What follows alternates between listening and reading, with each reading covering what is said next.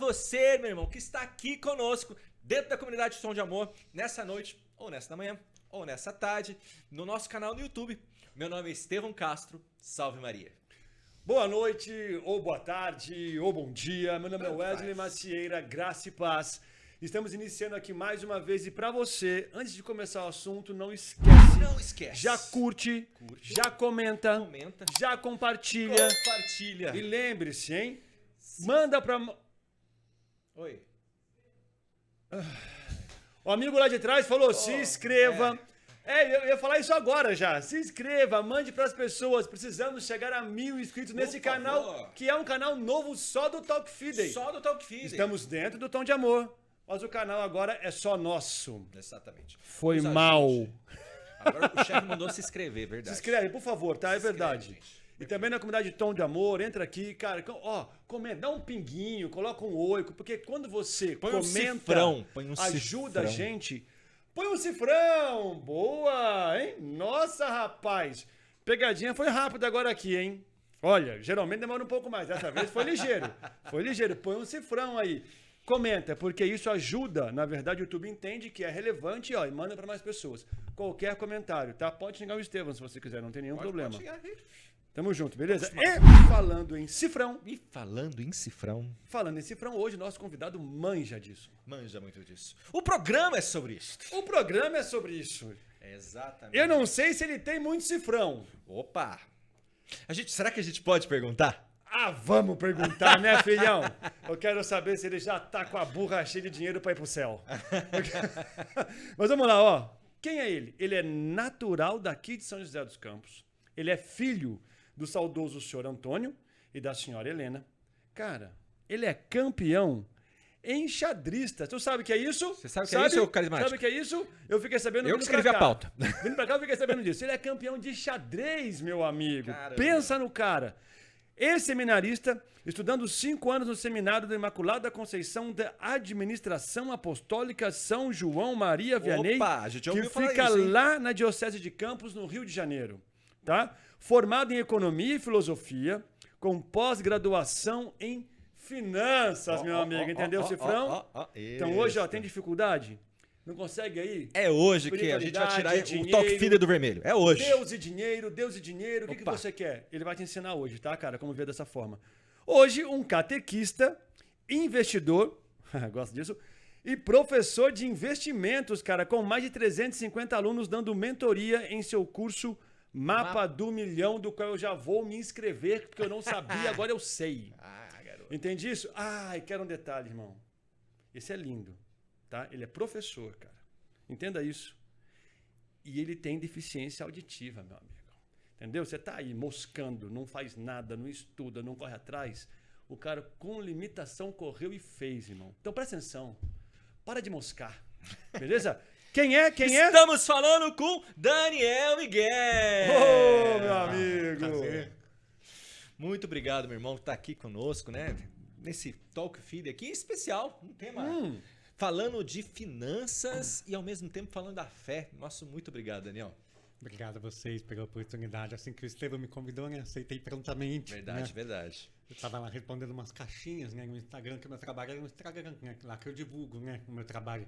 E aí o Estevão, acho que me segue lá, né? Mandou a pergunta, como conciliar a fé e o dinheiro? É. E aí já...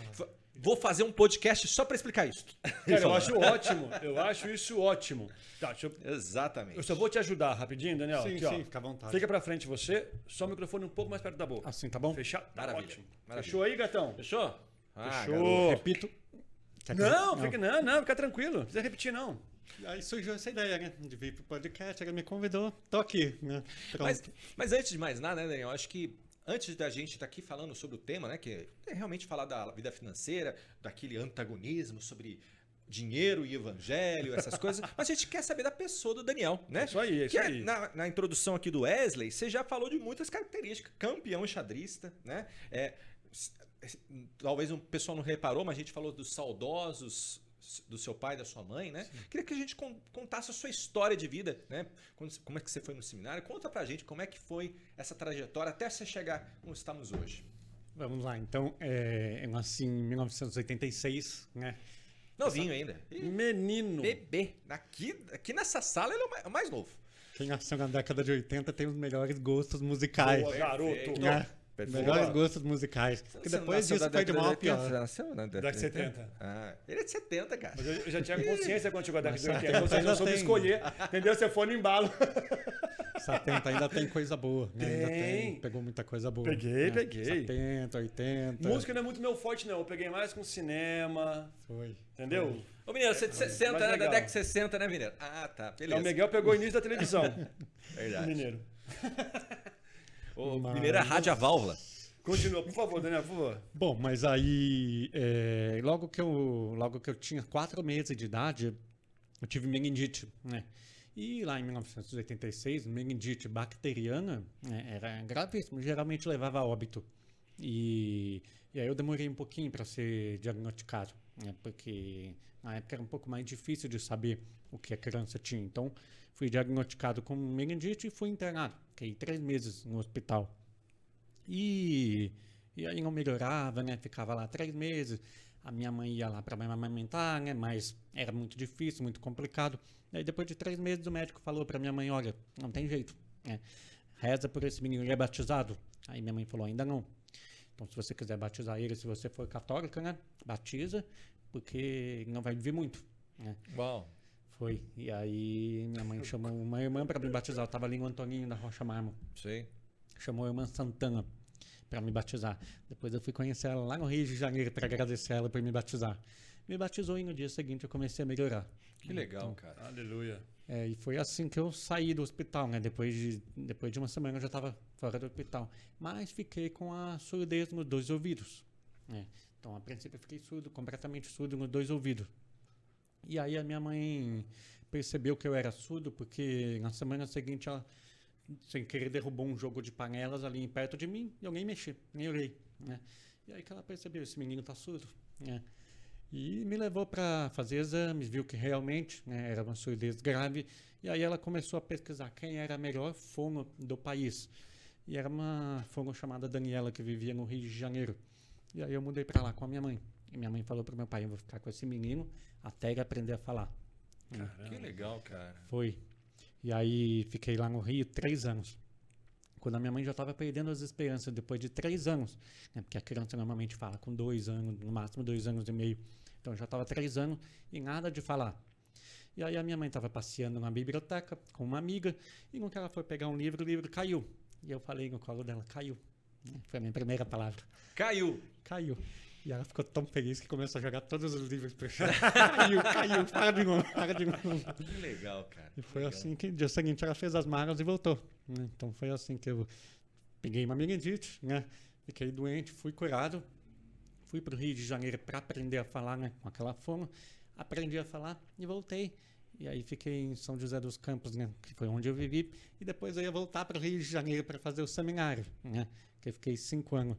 Mas como é que foi essa vocação, assim, de que você quis se tornar padre, né? E que acabou não se concretizando, né? Isso foi mais pra frente, né? Mais pra frente. Foi bem mais pra frente. Foi na época do Papa João Paulo II, né? Em 2005. Certo. Quando eu vi ele ali, né? Não sei se vocês se lembram, em 2005 ele já estava bem doente, prestes a morrer. Ele morreu em abril, né? Naquele ano, se eu não me engano, dia 2 de abril. E ali em março, né? Ele fez a última aparição dele na janela. Ele tentou falar e não conseguiu. Famosíssima, né? Aparição famosa. Foi. E aquilo mexeu comigo, né? Eu falei, caramba, né? A humilhação aquele em que ele ficou, né? Um homem inteligente, né? Porque eu tinha visto que tudo que ele tinha passado na vida dele, né? Que ele tinha tudo para ser um dos maiores artistas ali, né? Da época dele. Largou tudo, né? Largou tudo e foi ser padre, né? E eu comecei a me perguntar por que leva uma pessoa a largar tudo na vida dela para entregar a vida a Deus, né? E foi aí que eu comecei a estudar a vida dele, né? E comecei a me aprofundar na fé. Porque até então, né, a minha fé era uma fé morna, né? Era aquele católico do IBGE, né? De carteirinha, né? Faz parte da conta só. Mas isso aí, por exemplo, é o reflexo dos seus pais, por exemplo, do que seus pais eram de frequentar a missa ou não eram? Tanto que... Não eram. Não eram? Não, infelizmente não. O meu pai ele era espírita, né? Ele não era católico. E a minha mãe era católica, né? mas não era praticante, né? Ela tinha abandonado um pouco a prática, mas ela voltou depois, né? Depois ela voltou a praticar fervorosamente a fé, então, e morreu com os últimos sacramentos, graças a Deus. Né? Mas o meu pai não, meu pai ele era espírita. E nesse meio termo aí, né, também teve a história do xadrez, né? Eu que pulei, desculpa, Daniel. Vamos, Imagina. continua, vai no seu ritmo. Fica tranquilo. Quando eu tinha 5 anos de idade, eu tenho um irmão, né, o Gabriel, né, da minha mãe, né? Eu tenho outros 4 irmãos do meu pai, porque meu pai teve um primeiro casamento antes. Certo. Né? E esse meu irmão e eu, a gente era muito arteiro, mas muito arteiro. Na verdade, depois a gente descobriu que a gente tinha transtorno de hiperatividade, né? Mas a minha mãe já era psicóloga, né? Já tinha percebido isso. Então, para poder aquietar, né? Acalmar a gente, ela ensinou a gente um esporte que você precisasse se concentrar. Porque o transtorno, né, de hiperatividade se caracteriza pela falta de atenção. Certo. Você não consegue prestar atenção nas coisas, você fica disperso, você está prestando atenção aqui, daqui a pouco você vai para cá, né? Cada hora você vai para uma coisa. E aí ela falou, vou ensinar esses 2 a jogar xadrez. E foi assim, com 5 anos de idade ela me ensinou a jogar xadrez. Um mês depois, eu fui para o Campeonato Paulista, né, com 5 aninhos, levava uma almofada porque eu não alcançava as peças, né, no tabuleiro. E fui vice-campeão paulista, já naquele ano mesmo. Caramba! Mas foi. Da sua categoria, de 5 sub-10, né? Sub-10. Era 5 anos, isso. Sub-10, caramba. E foi eu e o meu irmão, né? Disputamos, ele ficou em terceiro, eu fiquei em segundo, né, nesse campeonato. Inclusive, na última rodada, né, eu peguei ele, né? Se ele ganhasse, ele era campeão. Como eu ganhei, ele ficou em terceiro, eu fiquei em segundo, né? Nem pra combinar com os irmãos, né? Não combinamos nada, ele ficou bravo, né? Depois ele, né, virou um dos maiores enxadristas do Brasil, né? Hoje ele é tricampeão brasileiro. Ele tem um canal no YouTube até, né? Que ele divulga, né? O canal dele é o segundo maior do Brasil, né? De xadrez. Caramba, tô divulgando aqui. Sim. Eu não sabia. Eu conheço o Gabriel, mas tipo de vista, assim. Conheço mais a esposa dele, a Ana Paula, né? Paula, mas não sabia. Qual o nome do seu irmão? Gabriel. Gabriel, vem aqui falar sobre xadrez com a gente. Pode vir, mano. Fazer um podcast de xadrez. Só de xadrez, cara. Só de xadrez. Vem aqui Sabe falar que você com aprendeu nós. que é xadrista hoje? Você já se empolgou, né? Manda vir aqui, cara. Chama ele que ele vem. Falei pra ele que eu vim aqui, né? Eu falei pra ele, eu vou falar do seu nome, do seu canal, ele vai chamar você pra vir. Mas pode chamar que ele vem. E aí a gente começou a jogar xadrez, né? Nós dois, e começamos a disputar vários campeonatos. E os nossos pais eram pobres, né? Eles não tinham condições de pagar uma escola particular para nós. Então nós estudávamos em escola pública. Onde você estudava? Eu estudava na Tecelagem, do Vale do Paraíba. Tecelagem, Zona Norte, São José. Maravilha. Você chegou a conhecer?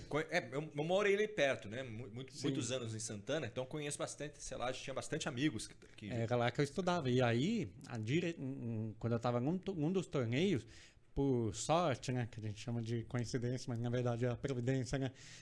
Estava ali presente a diretora, dona da escola MOP, que hoje está ali em Urbanova. Mas que na época... Professor do MOP. Ah, é? Eu sou. Olha só. E na época a MOP ficava na Paulo Becker, na Vila Diana, né? E aí ela viu a gente ganhando o torneio ali, né? Eu e meu irmão falou para minha mãe, Dona Helena, traz esses 2 meninos para estudarem na MOP, que eu vou dar bolsa integral para eles. Que legal. Foi assim que a gente conseguiu estudar. A diretora é também a dona, né? Era Terezinha na época. Ela é de uma caridade gigantesca, irmão. Legal. Impressionante. Muito. É gigantesco, cara, a caridade dela. É impressionante Muito mesmo. católica também. Fervorosa. Sim. É, E hoje não a filha brinca, não. dela, Tatiana, né, que dirige a MOP. Sim. E assim, a diretriz da escola, cara, eles não deixam fugir da regra, não. Tem coisa que não entra, eles falam não entra e não entra mesmo, não tem boi. Que bom. É bem legal, cara, Legal. é bem legal de entender. Eu sou grato a Deus, né, pela Terezinha, né, e por tudo que ela proporcionou pra gente. E foi lá que eu fiz todo o meu primeiro grau, né? Lá que eu terminei o ensino fundamental. E de lá fui pro poliedro, né?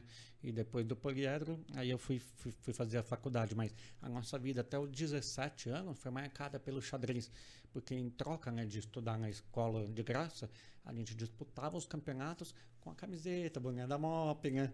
Então, né, a gente ganhou a bolsa, mas em troca a gente divulgava a escola. Claro. Que na época não era muito grande como é hoje. Sim. Hoje era muito grande, mas Era na enorme. época ela não era tão grande. Não que fosse nós, né, quem fizemos isso, não é isso, né? Mas na época ela não era grande. Então Que foi legal. assim que o xadrez fez parte da nossa vida, né? E permitiu que a gente estudasse em escolas de alto nível. Porque do contrário, nós dois teríamos estudado em escola pública. E você chegou a ser campeão Sim. O quê? Paulista, brasileiro? Como é que foi? Cheguei a ser campeão brasileiro. Campeão brasileiro. 1999. E fui disputar o campeonato mundial na Espanha daquele ano, de 1999. Disputei também o Pan-Americano, né, daquele ano, porque você tem vários níveis, né? O nível regional, que é aqui São José, Vale do Paraíba. Depois você tem o nível estadual, que é o nível paulista, né? São Paulo. Daí você tem o nível nacional, que é o Campeonato Brasileiro. E depois você tem o nível Pan-Americano, que é o Campeonato das Américas. E curiosamente, a edição que eu disputei, que foi o Pan-Americano de 1999, foi a única que trouxeram os americanos. Porque até então, o Campeonato Pan-Americano, os americanos não disputavam.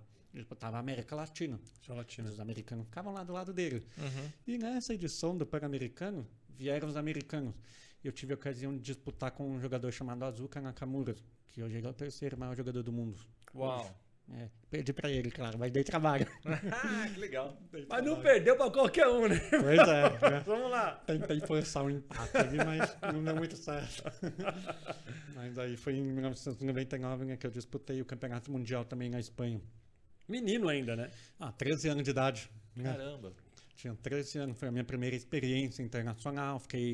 Passei 5 meses na Espanha, né, porque você tem um tempo de preparação para o campeonato, tem toda uma equipe técnica que te prepara, né, que revê as partidas com você, monta a estratégia, define quais são as aberturas que você vai disputar com cada jogador, analisa cada jogador, como é que ele joga, o perfil dele, para assim preparar você para jogar. Isso sozinho? Eu fui com o meu irmão, no caso. Só vocês dois? A nossa mãe foi também, né? Mas a gente ficava ali sozinho, né, disputando, né, treinando, era intenso. Para uma criança de 13 anos. Claro. E a categoria que você foi campeão é o sub-15 ou é o sub-14? Sub-14. Porque no xadrez era assim, você tinha o sub-10. Então, menos de 10 anos, tava ali no sub-10. Era um bolo, né, de mistura de um monte de criança. Aí passou dos 10, entra o sub-12. Aí tem as crianças de 11 e 12 anos. Passou do sub-12, sub-14, sub-16, sub-18. Entendi. E assim por Cara, diante. eu vou trazer um pouco para nossa linha daqui de hoje, que não tá na pauta, mas rapaz, faz parte da linha de hoje. Financeiramente isso, como é que era mantido? Você já teve contato com o dinheiro naquela época? Patrocínio. Era difícil. Você já trabalhava com isso? Você já tinha na época, com 5 anos, 13 anos, essa noção já de começar a mexer com dinheiro, economizar, sim. Porque estava viajando? Como é que era isso? Era difícil, né? Porque os nossos pais eles não eram ricos, né? Eram pobres. E os nossos pais já eram muito doentes nessa época, né? Nossos pais faleceram cedo. O meu pai tinha Parkinson. Desenvolveu o Parkinson no ano que eu nasci, 86, que ele tinha 50 anos já de idade. Então ele era muito doente. Na época, o Parkinson, né, ainda é, né? Ainda é, mas na época era pior ainda, né? Porque então eles gastavam muito com remédio, né? Com médicos. E a minha mãe tinha problema de saúde também, coração, né? E lúpus. Ela foi diagnosticada com lúpus eritematoso, né? Que é uma doença crônica. Reumatologista, né, e tal, era tudo muito caro. Então, a maior parte do salário que eles recebiam, gastavam com a gente. Tinha eu, né, meu aparelho auditivo, não é um aparelho barato. Né? Sim, imagino. O meu primeiro aparelho auditivo, o meu pai, ele tinha paixão por Fuscas, né, por carros. Adorava o Fusca dele. Vendeu o Fusca para poder comprar o meu aparelho. Então, assim, era muito difícil, né, para manter essas duas crianças. Para piorar, eu era uma criança que não parava quieta, então vivia quebrando o aparelho. Jogava bola, quebrava, né? Caía aqui, caía ali. Uma vez eu entrei no banho com o aparelho, não pode molhar, né? Entrei na água, quebrou na hora. Então, a gente estava sempre dando gastos extras ali para os nossos pais. Era complicado. E para viajar, né, a gente tinha patrocínio. Não sei se vocês se lembram do Ciro Atacadista. Sim, claro. O Ciro patrocinava a gente. A Prefeitura de São José patrocinou a gente, principalmente quando o Emanuel, né, o Emanuel Fernandes pegou a Prefeitura de São José dos Campos. Né? Eu acho que é o melhor prefeito que São José já teve. Né? E ele patrocinou a gente por um bom tempo. Né? Então, chega a ser atleta FADEMP, né? A FADEMP também, né? Tinha o patrocínio da FADEMP. E teve uma época que o Pedro Ives, né, que foi deputado ali, né? Teve uma época que ele foi prefeito também, né? Ele foi prefeito também, de São José. Ele, inclusive, acho que foi antes, um mandato antes, 2 mandatos antes do Emanuel. É o oráculo lá, o oráculo. Ah, sim. Entendi. Ele foi vice porque o Bevilacqua morreu, né? o Pineiro, você que estava vivo, né? Era criança. Mas o Bevilacqua morreu e o Pedro Ives assumiu no lugar dele, certo? Eu assisti Scooby-Doo, irmão. Tava nem olhando pra isso. Exato. Foi. Então, o Pedro Ives e o Emanuel ajudaram muito, né, nesse sentido de promover os patrocínios. O Ciro Atacadista também. E a MOP, né, que estava sempre dando suporte. Né, Legal. para que a gente pudesse disputar os campeonatos. Aí esse contato com o financeiro já começou nessa idade com pai e mãe ensinando. Sim, porque nessa época a gente já dava aula de xadrez. Né? Ah. Porque quando a gente tinha ali 11, 12 anos, a gente já atingiu um nível bom de xadrez. Né? A gente já era ali, né, já ganhava todos os torneios no VAR, em nível regional e estadual, né? Era meio que... Não tinha pra ninguém. Era difícil, né? Era difícil, né? Humildade, irmão, humildade, aceitar o dom, humildade, não tinha pra ninguém. A gente preparava bastante. Claro, né? pô, claro. Estudava bastante, disputava muito e os nossos pais cobravam muito, né, da gente, né? Minha mãe falava muito, seu único dever, né, é estudar, né, e ser o melhor que você puder no que você faz. Então, minha mãe sempre cobrou muito, né, da gente. Então, a gente ralava ali para disputar os torneios em alto nível, né? Então, a nossa disputa era em nível nacional, né? E por isso a gente acabava, toda vez que a gente abria aulas de xadrez, lotava, né? Sempre vinham bastante alunos. Então, com 11, 12 anos eu já comecei a dar aula. Então, a minha vocação de professor começou ali, começou no xadrez. Com 11 anos eu lembro que eu já tinha alunos adultos, né? Como nós, da nossa idade assim, né? Que sentavam comigo, e um garoto ali, né, de 11 anos já tinha que ensinar, dar aula, e foi ali que eu comecei a aprender a didática, como ensinar pessoas da melhor forma, que é o que eu faria, que faço até hoje, né? Dou aulas até hoje. Então foi ali que começou a minha vocação de dar aulas de professor. Que legal, cara, impressionante, irmão. Sim, foi bem legal. Foi uma experiência muito bacana. Aí você chegou a fazer a sua primeira faculdade, então, depois disso, depois do MOP, né? Aí... Não, MOP não, porque você falou que fez o primeiro grau. O segundo grau você fez... Foi, eu fiz no poliedro. Ah, né? Poliedro, verdade. Isso. E quando eu terminei o poliedro, eu precisei tomar uma decisão. Ou eu vou jogar xadrez profissionalmente para o resto da vida, ou eu vou estudar, né, fazer uma faculdade e me dedicar àquilo. E foi difícil, né? Porque, por um lado, eu sabia que eu tinha uma boa habilidade no xadrez. Por outro, né, o xadrez não é uma atividade, vamos dizer assim, financeiramente boa. Você, no máximo, como enxadrista, você ganhava ali uns 10, 15 mil, no máximo, se você fosse o melhor do Brasil. E eu queria mais, né? Eu pensei, pô, eu quero ser rico um dia, né? Não que seja o objetivo principal da vida, mas eu pensava, eu quero ser rico, né? Quero ganhar bastante dinheiro, poder prover a minha família, né? Poder dar boas condições. Então eu decidi fazer a minha faculdade de economia. Né? Por que economia? A minha mãe era terapeuta, psicóloga, né? E me deu um teste vocacional para eu fazer. E quando eu fiz o teste vocacional, aí você responde várias questões e ele apresenta quais são as suas principais aptidões.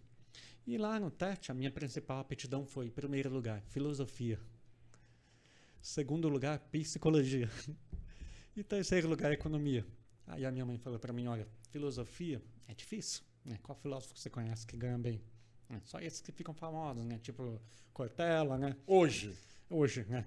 Mas na época não existia rede social, né? Hoje. Não tinha esse alcance que tem hoje. O cara era professor de faculdade, aí ele tinha um salário um pouco mais alto porque dava aula em universidade. Mas... Isso. Mas hoje em dia, né? Hoje é outra coisa. Isso. Então ela me desestimulou nesse sentido, né? E como psicologia, né, ela também falou, eu sou psicóloga, né? Eu ganho muito mal. Ganho muito mal. E tem economia. Hoje. E tem economia, né? E ela falava para mim, você sabe lidar muito bem com dinheiro, porque tudo que eu ganhei, né, eu sempre administrei muito bem. Né? Legal. Eu não entendia sobre investimentos, mas eu entendia sobre dinheiro, né? Sobre como ganhar dinheiro. Tinha habilidades com vendas. Com 6 anos, a minha mãe me deu uma raquete de ping-pong. Ela comprou por 300 cruzeiros, que na época eram cruzeiros, não eram reais. Eu fui lá no dia seguinte e vendi por 350 cruzeiros. Cheguei em casa, mãe, ganhei 350 cruzeiros. Vamos comprar raquete de novo. Comprei de novo.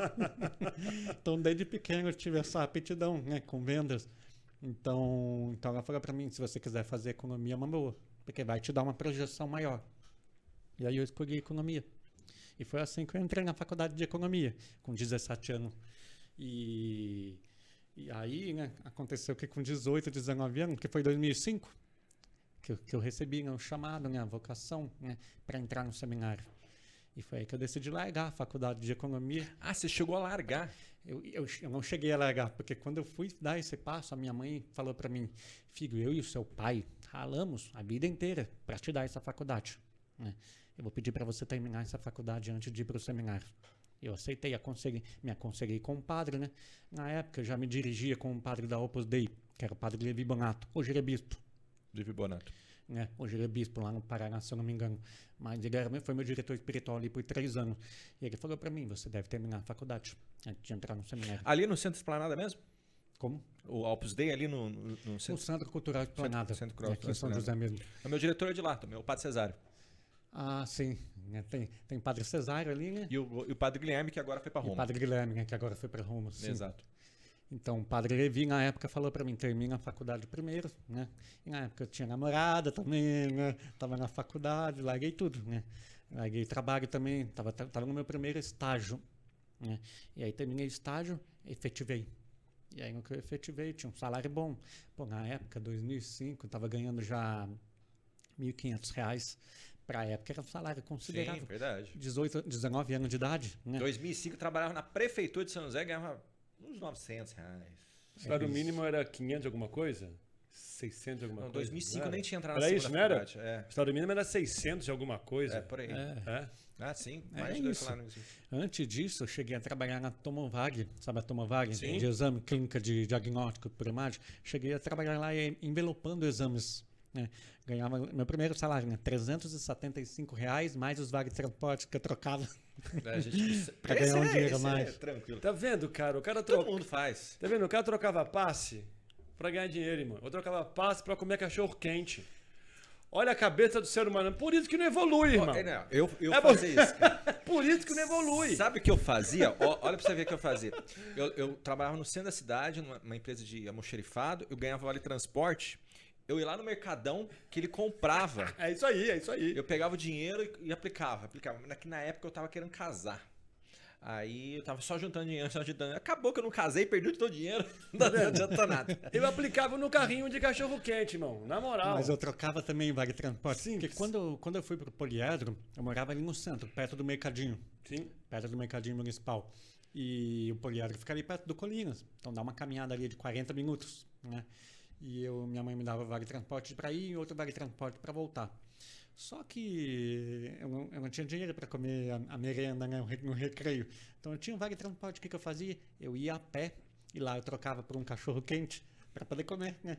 E voltava, andava e voltava a pé todos os dias para poder comer um cachorro quente todos os dias, né? Porque não dava, né? Era o que tinha na época. E show, cara. Acabou que você foi pro seminário, né? E ficou 5 anos no seminário. Você estava para concluir, certo? Você chegou a... Só filosofia. 5 anos, né? O seminário só filosofia, 5 anos. De 2007 tem mais 4 2012. de teologia. É 5 só de filosofia, mais 4 de teologia. Eu concluí a filosofia. Tem um propedêutico, a filosofia.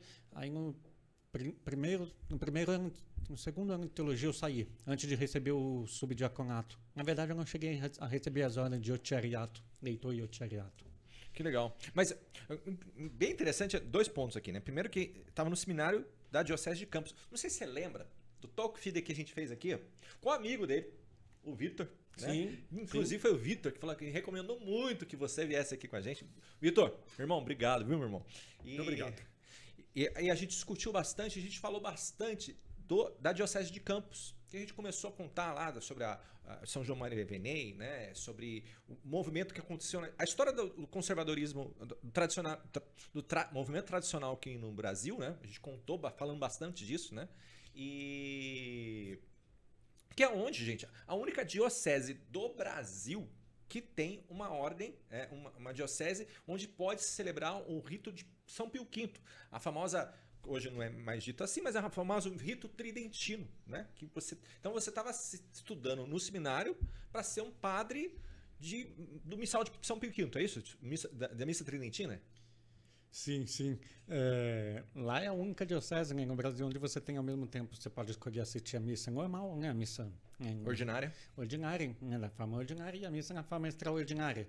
Mas a gente que é de fora, né, eu quando cheguei lá, achei que ia tem maior briga, maior polêmica, mas é só a gente. Eles vivem uma paz. Legal. E tem que ser, né? E tem que ser. Tem que ser. Tem que ser. Os bispos lá, né, o Dom Roberto Ferreira, né, e o Dom Fernando, né, da administração, convivem em plena harmonia, tranquilamente. Os padres da diocese e os padres da administração apostólica convivem em plena harmonia, todos eles. Então, essa polêmica, né, que existe, somos só nós de fora quem vemos. Eles vivem em paz, graças a Deus. Graças a Deus. Eles vivem em paz. Só nós trouxa. E tem padres muito bons ali, tanto da diocese quanto da administração apostólica. Né? Mas eu escolhi a forma tradicional, né, do rito romano, porque eu me identifico mais, né, com isso. Vocês sabem, né, a liturgia ela é a expressão, né, da lex orandi, né, que é a lei da oração da igreja. Né? Então a liturgia é a oração oficial da igreja a Cristo, né, ao seu Redentor. E eu acredito, né, né, na minha visão, que a forma extraordinária do rito romano expressa com maior profundidade, né, Também com maior acredito riqueza, né, os mistérios de Cristo, né, principalmente o mistério da redenção. Então, quando assisti a missa tradicional, me identifiquei de forma muito profunda, né, a missa tradicional. Então, para mim, fez uma diferença muito grande. Hoje eu assisto a missa na forma ordinária, né, porque é o que tem. Mas... Opa! Né, ao sábado, no primeiro sábado de cada mês, eu assisto lá na nossa capela, né, do Padre Rodolfo. Padre Rodolfo. E também temos em Jacareí, todo domingo às 9 horas da manhã, na capela São Francisco de Assis, uma capela grande agora. Temos lá, não sei se você já foi na nova capela. É que tem a missa ordinária, né, no dia a dia, né, que eu assisto, né, no dia a dia. E com certeza, né, gente? Uma missa... totalmente substitui a outra. Sim. O sacrifício está presente nas duas, né? É importante dizer. Mas para aqueles que querem, né, procurar um rito preferência, né? tem o Padre José Henrique lá na Capela São Francisco de Assis. Eu vou dar um adendo, né? Cara, eu acho fantástico o que você falou. E você falou de uma forma que eu acho que você falou de uma forma que eu acho que deveria ser a forma que todos deveriam falar nessa questão. Porque para você a identificação é a da missa tradicional tridentina. Sim. Porque, cara, é o chamado de Deus, é o chamado de é o nosso chamado, né? A missa é para Deus, a gente vai lá. Onde eu me identifico é onde eu consigo me doar mais, eu consigo me colocar mais disponível, eu consigo adorar mais. E é muito legal você falar isso, né? Que para você é isso. Porque missa, é o que o Estevam falou, é missa.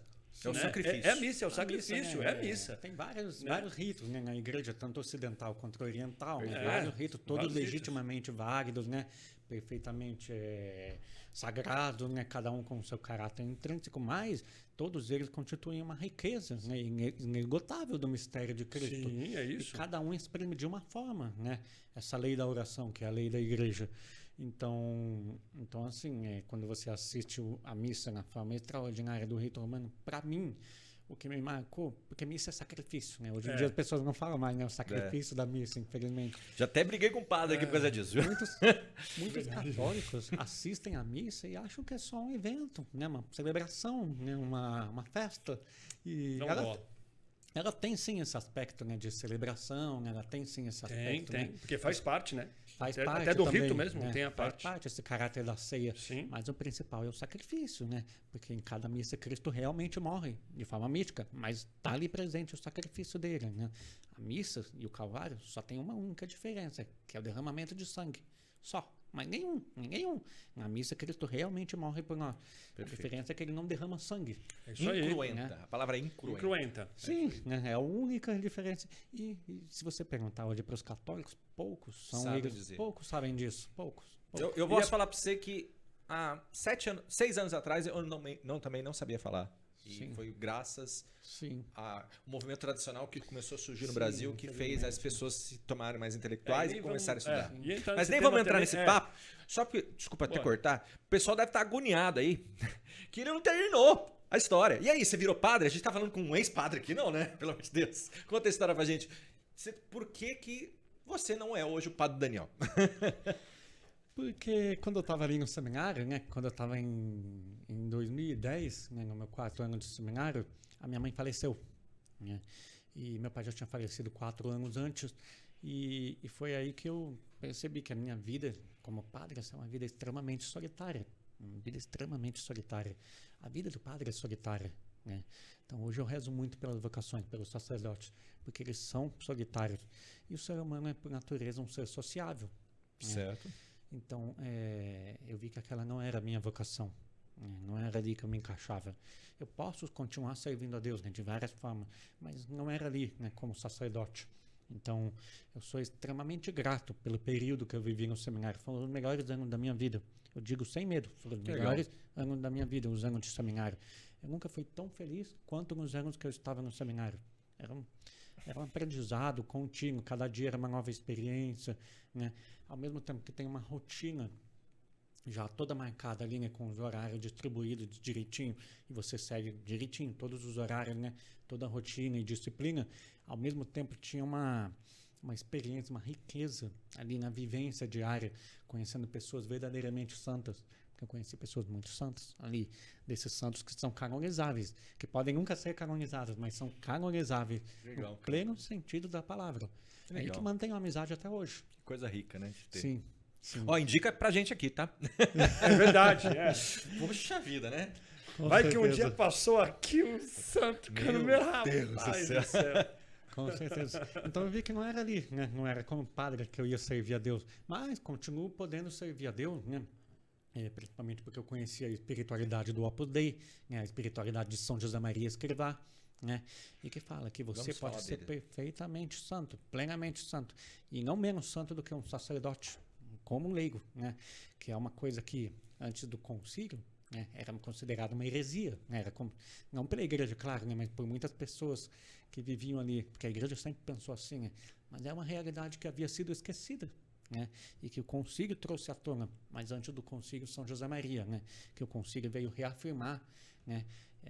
Com muita força, né? Eu gosto muito do concílio Vaticano II, né? Eu li, né, todos os documentos do concílio, admiro muito, né? Não tem um ponto ali que a gente possa discordar, porque é um concílio da igreja. Perfeito. A gente não tem liberdade, né, para dizer que aquilo está errado, a gente não tem. Né? Então eu abomino, né, os radicais tradicionalistas, né, eu abomino, mais do que protestante, porque eles se colocam acima da igreja. Os protestantes, pelo menos, têm um respeito.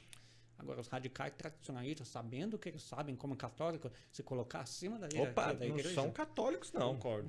Não são. Saíram da sucessão. Né? E Deus abomina a arrogância. Então, eu tenho um horror, né, pelos radicais tradicionalistas muito grande. Então... Tô ganhando dislike aqui, mas não tem problema. Na verdade deve ser dita. A verdade tem que ser dita, né? Então, porque se eles forem coerentes consigo mesmos, eles têm que ir para o estado de vacantismo.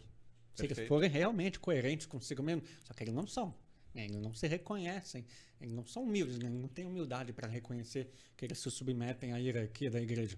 Ah, não, mas a igreja sempre falou assim. Cara, a igreja é um organismo vivo, né?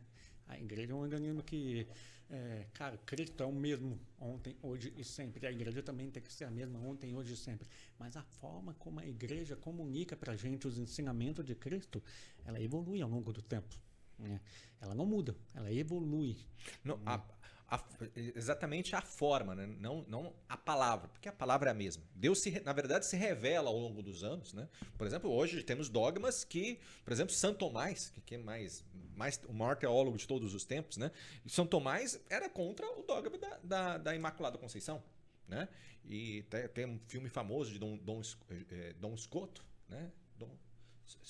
Dom Scoto, eu acho que é essa palavra. Que é Dom Scoto. Isso. E que depois que proclamaram dogma, todos os dominicanos, absolutamente todos os dominicanos, passaram a proclamar Nossa Senhora com a Imaculada Conceição.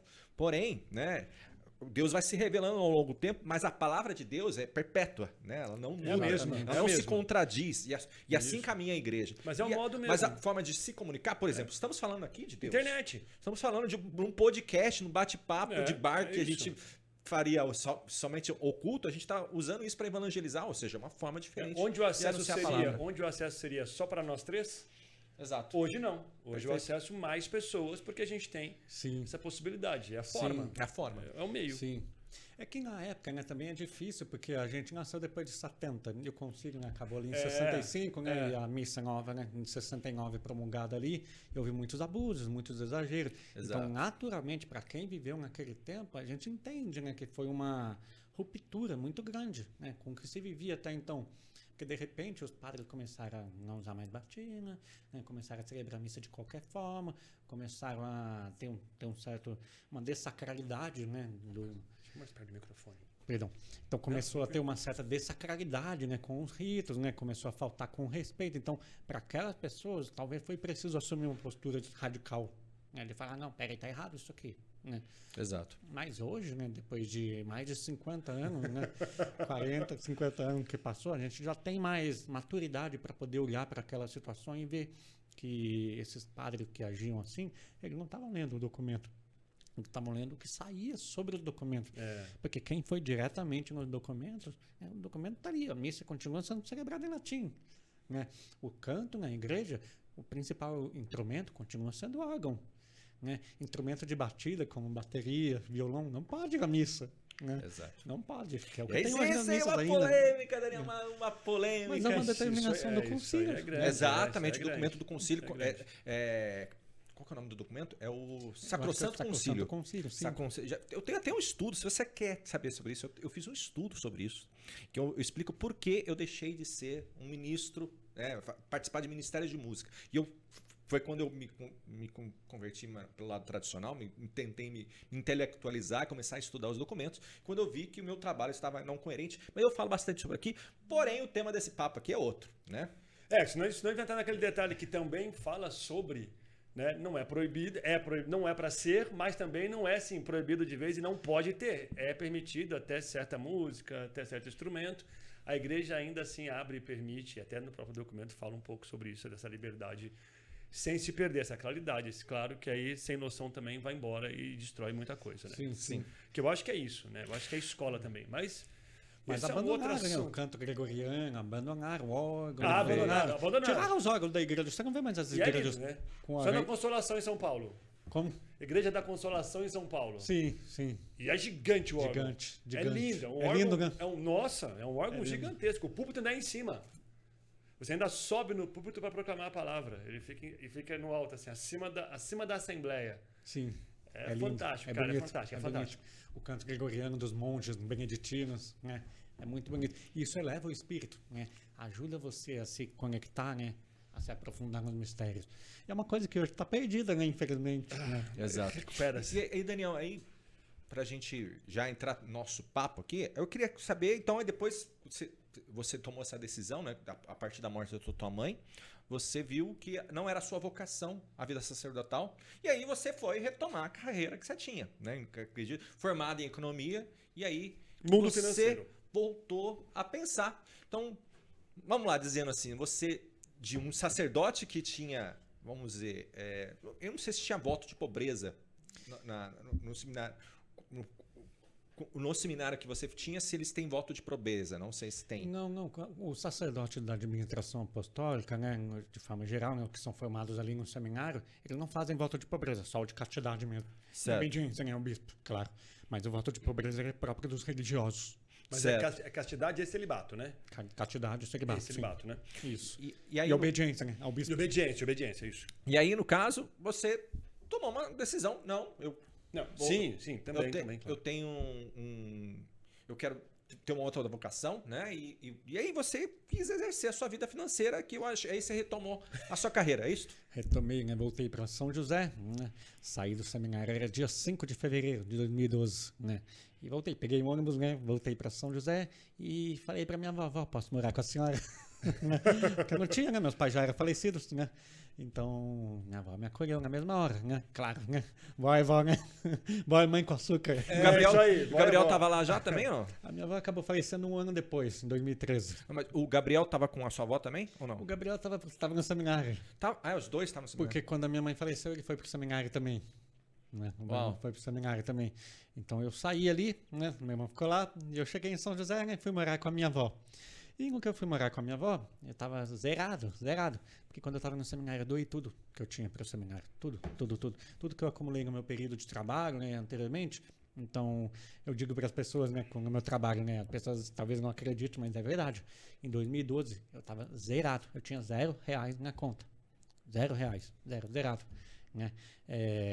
Quando eu falo para as pessoas, porque o nome do meu curso é Mapa do Milhão, que eu vou ensinar para as pessoas o caminho que eu mesmo fiz para chegar ao milhão, que eu levei 10 anos, né, para chegar, e eu cheguei do zero. As pessoas às vezes ficam assim, será que é verdade? É verdade. Eu tinha R$0, tanto que naquele ano meu irmão foi receber a batina. E no que o meu irmão foi receber a batina, precisei pegar um ônibus para ir para Campos, né, para ver ele receber a batina. E a passagem custava R$80. E eu tinha só R$60. Eu não tinha mais nada. Eu falei, eu vou pra rodoviária, né? Deus vai dar um jeito. Pedi carona pra minha tia.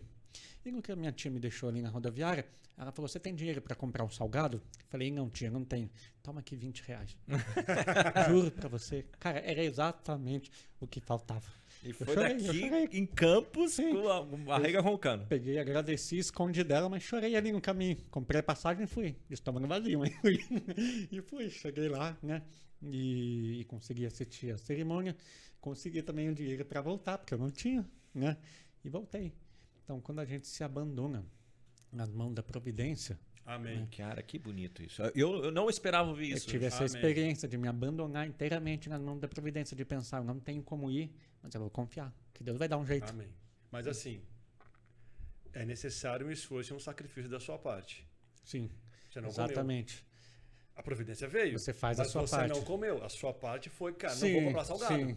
Eu tenho que ir lá. Sim. Né? Sempre vai ser assim. Que É legal. aquilo que Santo Agostinho fala, né? Você age como se tudo dependesse de você, sabendo que na verdade tudo depende de Deus. É isso aí, cara. Lindo, é lindo, é lindo isso. Mas quando eu voltei, eu não tinha um trabalho, porque, pensa bem, eu tinha um trabalho muito bom antes de ir para o seminário, que eu saí, pedi demissão. Eu trabalhei 2 anos lá e pedi demissão. Então, quando eu voltei em 2012, meu último trabalho tinha sido em 2006, as pessoas olhavam o meu currículo, eu fiz várias entrevistas, e as pessoas olhavam, por que você ficou 6 anos parado? Você foi preso? Me perguntaram isso uma vez na entrevista. Que legal!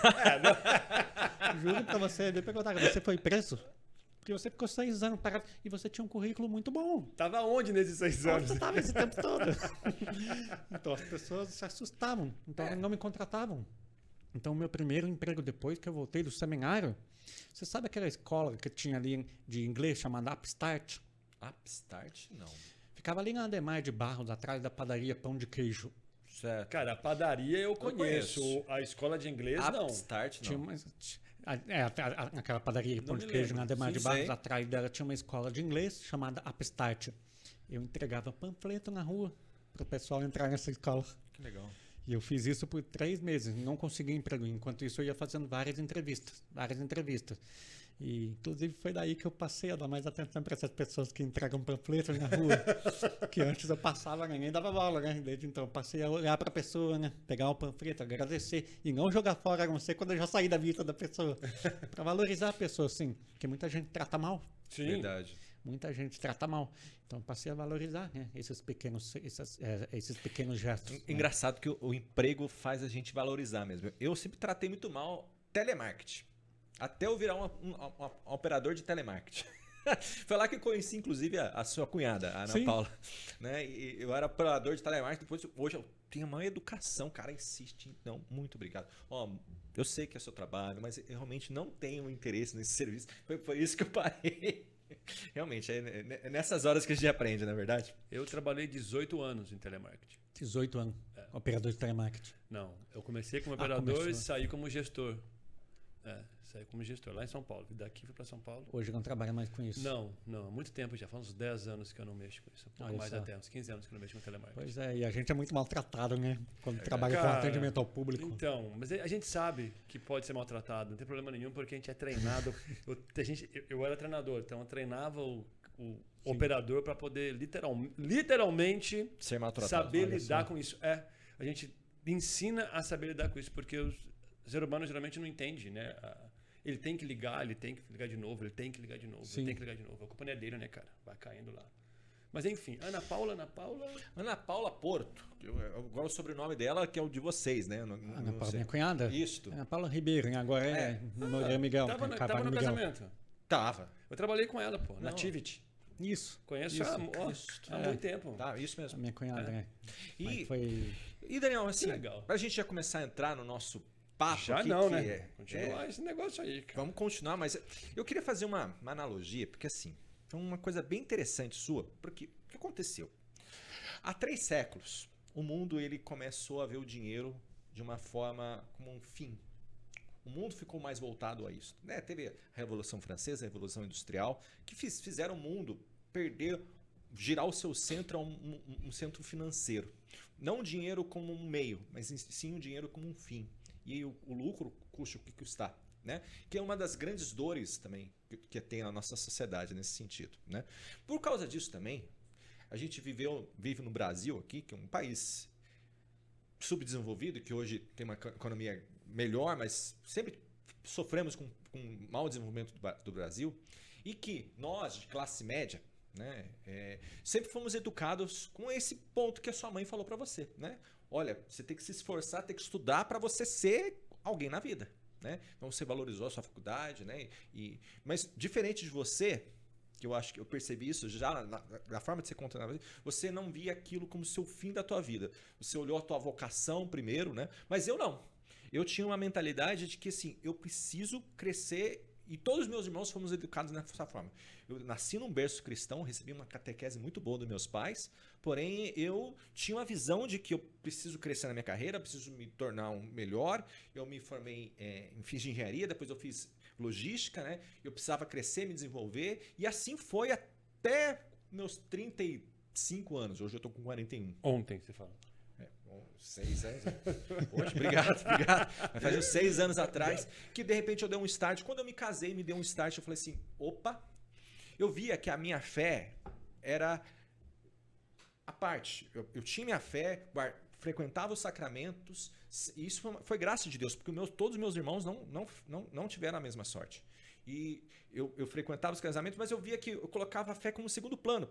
Ou seja, eu seguia a minha vida conforme o que eu trilhava profissionalmente, né? E a fé e a família eu ia encaixando conforme essas decisões que eu falava. Por isso que eu fui morar no Rio Grande do Sul, fui morar em São Paulo, né? E de repente eu dei um start, dei um freio na minha vida, e foi quando hoje eu tenho uma preocupação central na minha vida. Hoje eu percebo que a minha vida se é voltada para o céu.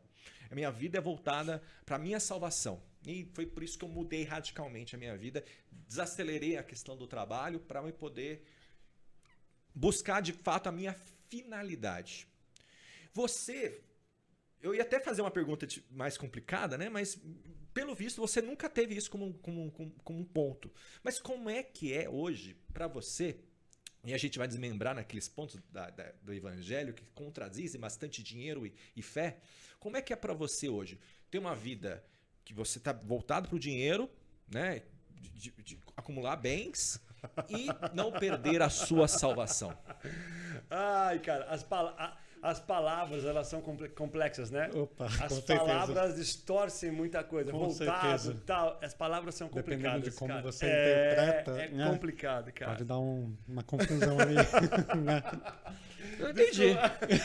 É porque a maneira que você foi colocando, a impressão que dá é que ele está totalmente voltado pro dinheiro, tudo aquilo que ele... eu entendi, fica tranquilo, a gente entendeu. Eu entendi. É a palavra, as palavras, ela, cara, palavra, mano, é uma coisa que Não, com certeza. Sim. Impressionante. E eu vou te confessar uma coisa. Eu entendi, fica tranquilo. eu entendi. Eu vou te confessar uma coisa. Eu ia pôr isso em choque, porque eu sei que não é.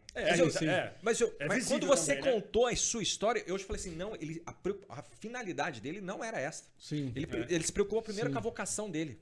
Né? É visível. Então, ele falando, perfeito. não tem dúvida. Tanto que depois que eu ouvi a história, até mudei um pouco a minha pergunta. Minha pergunta é desse jeito mesmo. Que aqui, meu, é café no bule. A gente fala da palavra porque muitas das pessoas escolhem dentro da religião, assim, tem essa contradição entre dinheiro e céu, dinheiro e religião, espiritualidade, porque as palavras entre elas confundem. Dinheiro é sujo, o dinheiro não pode, o pobre, né? O rico não entra no céu. Pega aquela palavra e literalmente joga ela ali como se fosse, cara, algo pronto. E não é algo pronto. Bom, é um trabalho, mas aí é como o meu irmão aqui. E agora que você acabou com a minha pergunta, bora. Perguntando de novo, Daniel, como é que você concilia hoje o que você faz, né, de ganhar um mapa do milhão, com não perder a salvação? Sim. Eu tive muita sorte, né? Muita sorte. Porque logo que eu tive meu processo de conversão ao catolicismo, eu também tive contato com a Opus Dei. E na Opus Dei, eles seguem José Maria Escrivá. São José Maria Escrivá. E o que São José Maria ensina? Que a santidade, a sua santificação está no seu trabalho. Então, São José Maria ensina a unidade de vida. né? Não existe oposição entre o seu trabalho, entre o dinheiro que você ganha e a sua fé. Você não é um cristão quando você está na igreja e outro cristão no seu trabalho. Pelo contrário, o cristão, e ele fala isso, para o cristão dos tempos modernos, uma hora de estudo é uma hora de oração. Então, sempre que eu estudava sobre dinheiro, sobre finanças, sobre investimento, eu estou rezando. Tô fazendo Legal, um cara, ato. que bonito isso. Tô falhando, rapaz. Sim. E ele diz uma coisa ainda mais forte, que é o quê? A sua mesa de trabalho é o altar onde você celebra o seu sacrifício cotidiano para Deus. Perfeito. Olha que coisa Ele linda. fala isso. Ele fala isso. Então, São José Maria ensina essa unidade de vida que não é que não existia antes, sempre existiu na igreja, porque ele não trouxe nada de novo, né? Ele trouxe coisas velhas que estavam esquecidas, né? Porque os primeiros cristãos, cara, se você pegar os primeiros cristãos, São Paulo era o quê? Era tecelão. E São Paulo trabalhava. Ele falava, não fui pesado a nenhum de vós, porque ele mesmo trabalhava para ganhar o dinheiro, embora ele, como apóstolo, não precisasse. Sim. Ele podia muito bem pegar o dinheiro da comunidade, porque ele estava a serviço da comunidade, mas ele fazia questão de trabalhar e ganhar o próprio sustento. Perfeito. E escreveu ali, não fui pesado a nenhum de vós. Mas Jesus tinha profissão? Sim, porque Jesus tinha falado, operar é digno do seu sustento, mas ele fez questão. E ele falava, ai de mim se eu não pregar o evangelho, isso não é mérito meu. Agora, o trabalhar para ganhar o meu próprio dinheiro, isso é meu mérito, nisso eu me orgulho. Ele se orgulhava disso. São Paulo se orgulhava disso, de não depender, de não ter sido pesado financeiramente a nenhum dos irmãos. Então, São José Maria trouxe de novo, né, essa verdade que estava esquecida, né, por muitos cristãos, que é o quê? Quando você olha a vida de Cristo, você vê a vida dele no Evangelho até os 12 anos de idade, né, que ele foi encontrado no templo, e que Maria, né, a mãe de Deus, né, pergunta, né, onde estava, né, eu e teu pai estavam te procurando. E depois você só vai ver a vida de Cristo de novo quando ele aparece em público, né, nas bodas de Caná, da Galileia. E a vida dele dos 12 aos 30 anos de idade, cadê? Essa vida dos 12 aos 30 anos de idade, que é uma vida que ele aprendeu o ofício dele, provavelmente carpinteiro, com São José, que era o pai dele, né, pai adotivo. E todo o tempo que ele desempenhou esse ofício, você consegue imaginar Jesus trabalhando ali, cortando essa mesa aqui, deixando essa mesa retinha, bonitinha, que ia ser usada por algum... legal isso. Cara, é demais. Negociando o preço. The Chosen. Negociando o preço com os clientes. Que ele negociava, ele era... Sim. Jesus não fazia aparecer a comida dele do nada. Apesar dele poder, né? Poderia, mas nunca fez. Aleluia. Poderia. Não era mágico, né, irmão? É poderoso, não é mágico, né? Mas não, ele aprendeu um ofício humano, trabalhou, se desenvolveu para ser o melhor profissional que ele pudesse ser, trabalhou ali durante todos os anos. Quando São José morreu, passou a sustentar a mãe. Sim. Passou a sustentar a mãe. Isso era cultural? Isso era costume? Sim. E ele deu tanta glória a Deus, fazendo uma mesa, uma cadeira, ou qualquer instrumento ali do trabalho, quanto na cruz. Ele deu a mesma glória a Deus morrendo na cruz, quando ele estava, do mesmo modo, quando ele estava fazendo aquela mesa, aquela cadeira, aquele trabalho.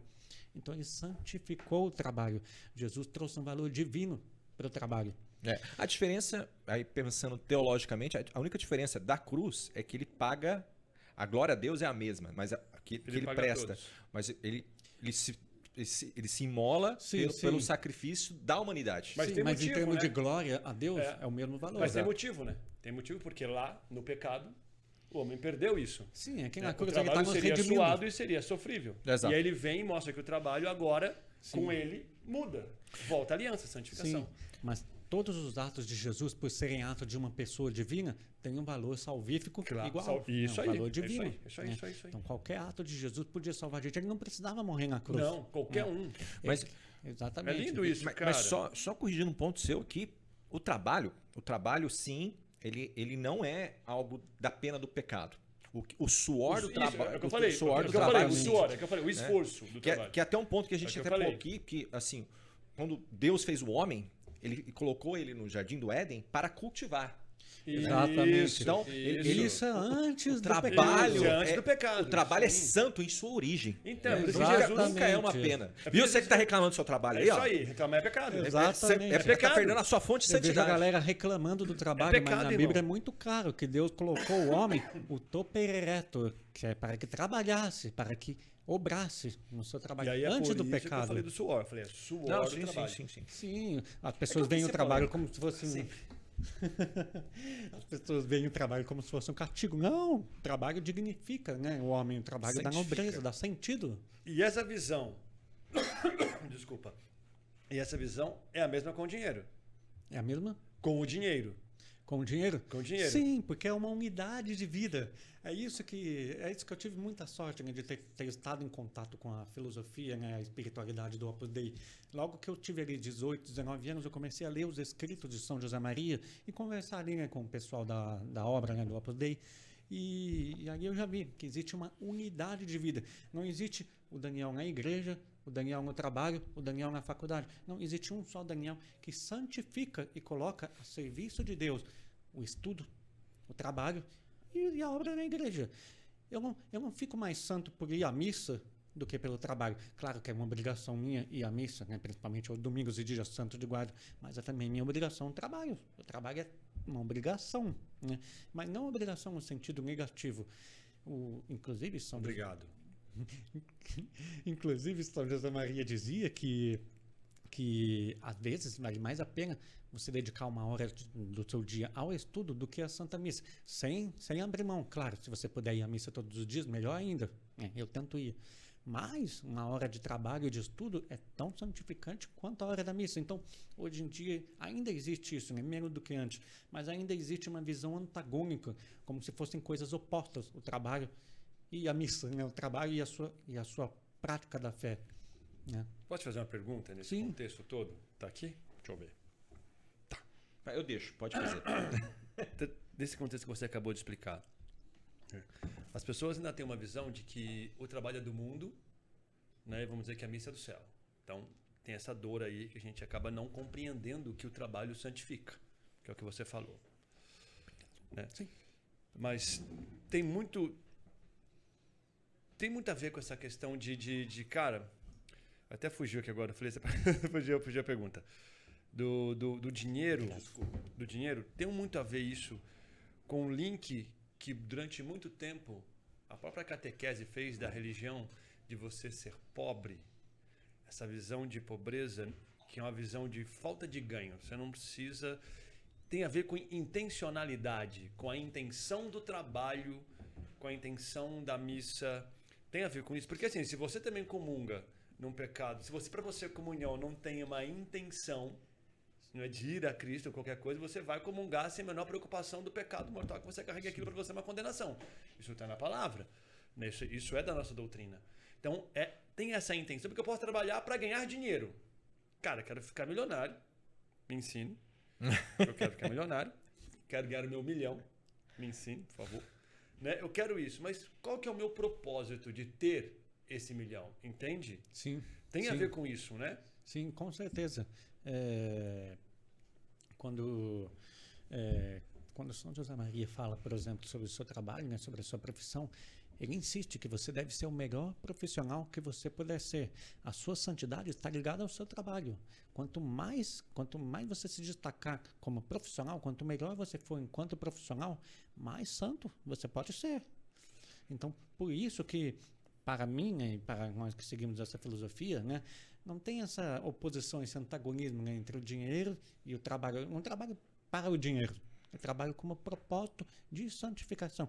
No meu trabalho eu santifico em primeiro lugar a mim mesmo, em segundo lugar a quem está ao meu redor e trabalha comigo, e em terceiro lugar o próprio trabalho se torna um objeto de santificação. Como eu falei, né, o altar, a missa, né, a mesa onde você trabalha é o altar onde você celebra diariamente o seu sacrifício e oferece a Deus. E já que você vai oferecer uma coisa a Deus, você lembra de Abel e Caim? Sim. Abel oferecia as premissas, né, o melhor do seu rebanho. E já que o seu trabalho é objeto de santificação, você tem que oferecer o melhor, as premissas do seu trabalho. Então você tem que fazer o melhor trabalho possível.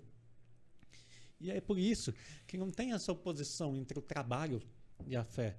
Então eu vejo hoje muitos cristãos que eles, não condenando, né, mas eles procuram, né, usar um crucifixo, usar um sinal exterior da fé, mas esquecem, né, que é principalmente ali no interior, né? Isso aí. Tem outra frase, né? Desculpa citar tanto São José Maria, mas é que eu gosto muito dele, né? Relaxa, irmão. Mas Para nós é bom. Ele falava, né, na linha do horizonte, né, parece que se une o céu e a terra. Mas não, onde de verdade se une é no nosso coração, quando se vive santamente a vida diária. Né? E Ordinário. você falou ali, né, a pobreza, a riqueza, está na intencionalidade. Né? Tem a pobreza de espírito, né, e a riqueza de espírito. Né? E hoje em dia tem muitos ricos que são pobres de espírito, né? E muitos pobres também que são pobres de espírito. Né? Porque eu vejo tanta gente falando, eu só queria ganhar aí uns 10 mil por mês, minha vida estava resolvida. Se a pessoa que fala isso, pode ter certeza, se ela ganhasse 10 mil, ela ia estar insatisfeita e infeliz na vida dela do mesmo jeito. Porque ela está sem propósito. Ela ainda não encontrou propósito na vida dela, aquilo que vai realmente realizar ela como pessoa. Então, as pessoas hoje enfrentam uma crise, e mesmo que não seja essencialmente religiosa, elas enfrentam uma falta de propósito na vida delas. Ela é espiritual. Espiritual também. Ela não é religiosa, mas ela é espiritual. É espiritual, exatamente. Ela não é exatamente Porque religiosa, é mas ela é espiritual. É Sim, sentido da vida que liga, né? sim, porque ela não sabe qual é o propósito da vida delas. Né? É isso aí, é Elas espiritual. não sabem que só Deus consegue preencher aquele vazio na vida delas. Porque tem questões na nossa vida que são muito profundas, né? E que só quando você se insere nesse contexto do amor de Deus, você consegue entender o sentido. E só para... Ele falou de um valor... Jogou 10 mil, né? Jogou um valor ali. Que, cara, que para muita gente faz muita diferença. Mas você com propósito, cara, 10 mil muda literalmente uma vida. Muda. Tendo propósito. Com certeza. Até menos. Você consegue, né? Com propósito. Agora, com certeza. você pode ter milhões. Sem propósito, irmão, não faz diferença. Sim. Não faz diferença. Eu acho que o grande ponto Muito também, legal, cara. né, quando a gente vê o dinheiro Gostei. como um Enfim. Acho que é o grande perigo da humanidade, é o que hoje o mundo padece. Eu até queria que você falasse sobre isso, esse mundo capitalista, o Daniel, e esclarecesse esses pontos também. A gente vê o dinheiro como um fim, ou seja, eu só poderei ser feliz se eu tiver o meu 1 milhão, né? Mas o meio, eu quero ter esse 1 1 milhão milhão, hoje. eu quero ter esse 1 milhão e ali eu posso conseguir ajudar mais pessoas e mais pessoas vão encontrar o reino dos céus, né? E que esse é o pior fim, onde eu vou encontrar o meu propósito, onde eu vou me santificar nessa luta para que eu possa ajudar minha família, ajudar as outras pessoas e ali eu trazer outro porém, né? O dinheiro só ser somente o meio e não o fim. Não é verdade? Crescer para multiplicar, né, cara? É crescer para poder contribuir. Você não pode ter medo de crescer, de evoluir, Sim. de conquistar. Porque Não quanto pode ter mais medo. você consegue, mais você consegue ajudar, mais você consegue As distribuir. pessoas têm medo da riqueza hoje. E as pessoas que ficam ricas se culpam por ser ricas. Por quê? Porque o entendimento delas, né, sobre o dinheiro está distorcido. Né? O dinheiro ele não é um mal em si mesmo. O dinheiro ele é um bem. E o ser humano, ele por natureza deseja o bem. Mesmo quando o ser humano faz um mal, ele está desejando um bem. De alguma forma ele está desejando um bem. O pecado, né, está justamente em colocar um bem menor acima de um bem maior. Qual que é o bem supremo? É Deus. Quando você coloca um bem menor do que Deus na frente dele, você está desejando um bem. Porque Santo Tomás ensina que o homem sempre deseja um bem. Sempre, sempre, sempre. Nenhum homem deseja o mal por si mesmo. O que é intrinsecamente mal, o homem por si mesmo não deseja. Isso é o demônio. Né? O homem não. Mas ele coloca um bem inferior no lugar do sumo bem, que é Deus. E o dinheiro é um bem. A riqueza em si é um bem. Só que quando o homem coloca a riqueza acima do bem supremo, que é Deus, ele está invertendo a ordem. Então, o pecado é justamente essa inversão da ordem natural e querida por Deus. Então, se você tiver a Deus como seu sumo bem e amar a Deus sobre todas as coisas, tendo essa unidade de vida, você vai enxergar todas as outras coisas com essa ótica sobrenatural a partir dos olhos de Deus. Porque tudo que a gente tem que amar, porque o primeiro mandamento é amar a Deus sobre todas as coisas, e todo o resto você ama em Deus e por Deus. Você ama inclusive a si mesmo por causa de Deus. Né? E você ama todas as pessoas por causa de Deus. Essa é a caridade de que São Paulo falava. Quando São Paulo fala da caridade, as pessoas entendem que é uma obra de filantropia. Doação, filantropia. Não é. A caridade é esse amor de Deus, né, que inflama, né, emprega no nosso coração e todas as nossas ações e faz com que a gente enxergue todas as outras coisas sob esse olhar sobrenatural. É 1 Coríntios capítulo 13. Né? E aí você também coloca o dinheiro. Insere o dinheiro nisso. Como é que você vai enxergar o dinheiro? Você vai enxergar ele como um bem. Quanto mais dinheiro você tiver, maior pode ser a sua família. Você pode ter 10, 15, 20 filhos. Né? Enfim, né? Quantos puder. Aberta a vida. Claro. Você vai poder fazer maior bem às pessoas que estão ao seu redor, ajudando elas. Você vai poder participar de forma mais ativa. Na igreja você vai poder doar mais dinheiro para a igreja, para ela poder fazer as suas obras, missões, obras de caridade. E até a você mesmo, estudar mais. E a nossa mesmo. Dá para doar mais esmola. Então, o dinheiro, quando visto não só como meio, mas como uma coisa que você pode usar para como é que fala? Expandir, né? O bem. Pô, tem um... Cara, eu acho muito louco isso, a gente conversar sobre dinheiro como se dinheiro fosse uma entidade. Não é muito louco isso? A gente está conversando hoje como se dinheiro fosse uma entidade, tivesse vida própria. E é um objeto, cara, é material, não tem vida. Né? Ele foi criado para o homem. Sim, exatamente. Deus criou tudo. Foi criado para o homem. Cara, como é muito louco isso. Deus ou dinheiro. Não tem essa de Deus ou dinheiro. Então, mas tem uma passagem da Bíblia que cita, né, Mateus 6:24, que diz: não é possível servir a Deus e ao dinheiro. Ou então uma passagem de Mateus 19:24, que diz: é mais fácil um camelo passar por um buraco de agulha como um rico entrar no reino de Deus. É por causa dessa visão. Exato. E aí eu queria perguntar pro Daniel, como é que o evangelho não contradiz ao dinheiro se tá lá escrito? Deixa eu só falar um contraponto. Opa! Temos a passagem do bom samaritano. Ele só ajudou porque ele tinha condição, dinheiro, para deixar o cara na hospedaria e falar: quando eu voltar, eu pago aquilo que for. Mas se ele não tivesse dinheiro... A gente não sabe se ele tinha muito dinheiro. Não importa, mas se ele não tivesse dinheiro, ele não poderia ajudar. E quem que era o cara da hospedaria? Quem que era o cara então, na visão teológica, vamos lá, é a casa de Deus, é nosso Senhor, o dono da hospedaria. E Cristo é aquele que leva. Exato. Aparentemente tem uma contradição aí, né? Entre amar a Deus, né, e o dinheiro. Mas nesse mesmo versículo, em que Jesus diz: não podeis servir a Deus e ao dinheiro, nesse mesmo versículo, pouquinho antes, ele diz: não podeis servir a dois senhores. Então, é aquela unidade de vida que a gente estava falando. Quando você tem essa unidade de vida, você não contrapõe Deus e o dinheiro. Você tem um só Senhor, que é Deus. O dinheiro serve a Deus. O dinheiro serve ao propósito divino. O dinheiro serve para você poder ajudar as pessoas. Para você primeiro poder ajudar quem está ao seu redor.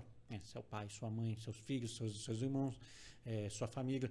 Depois, a outras pessoas que circundam você ali, que convivem com você. E depois os pobres.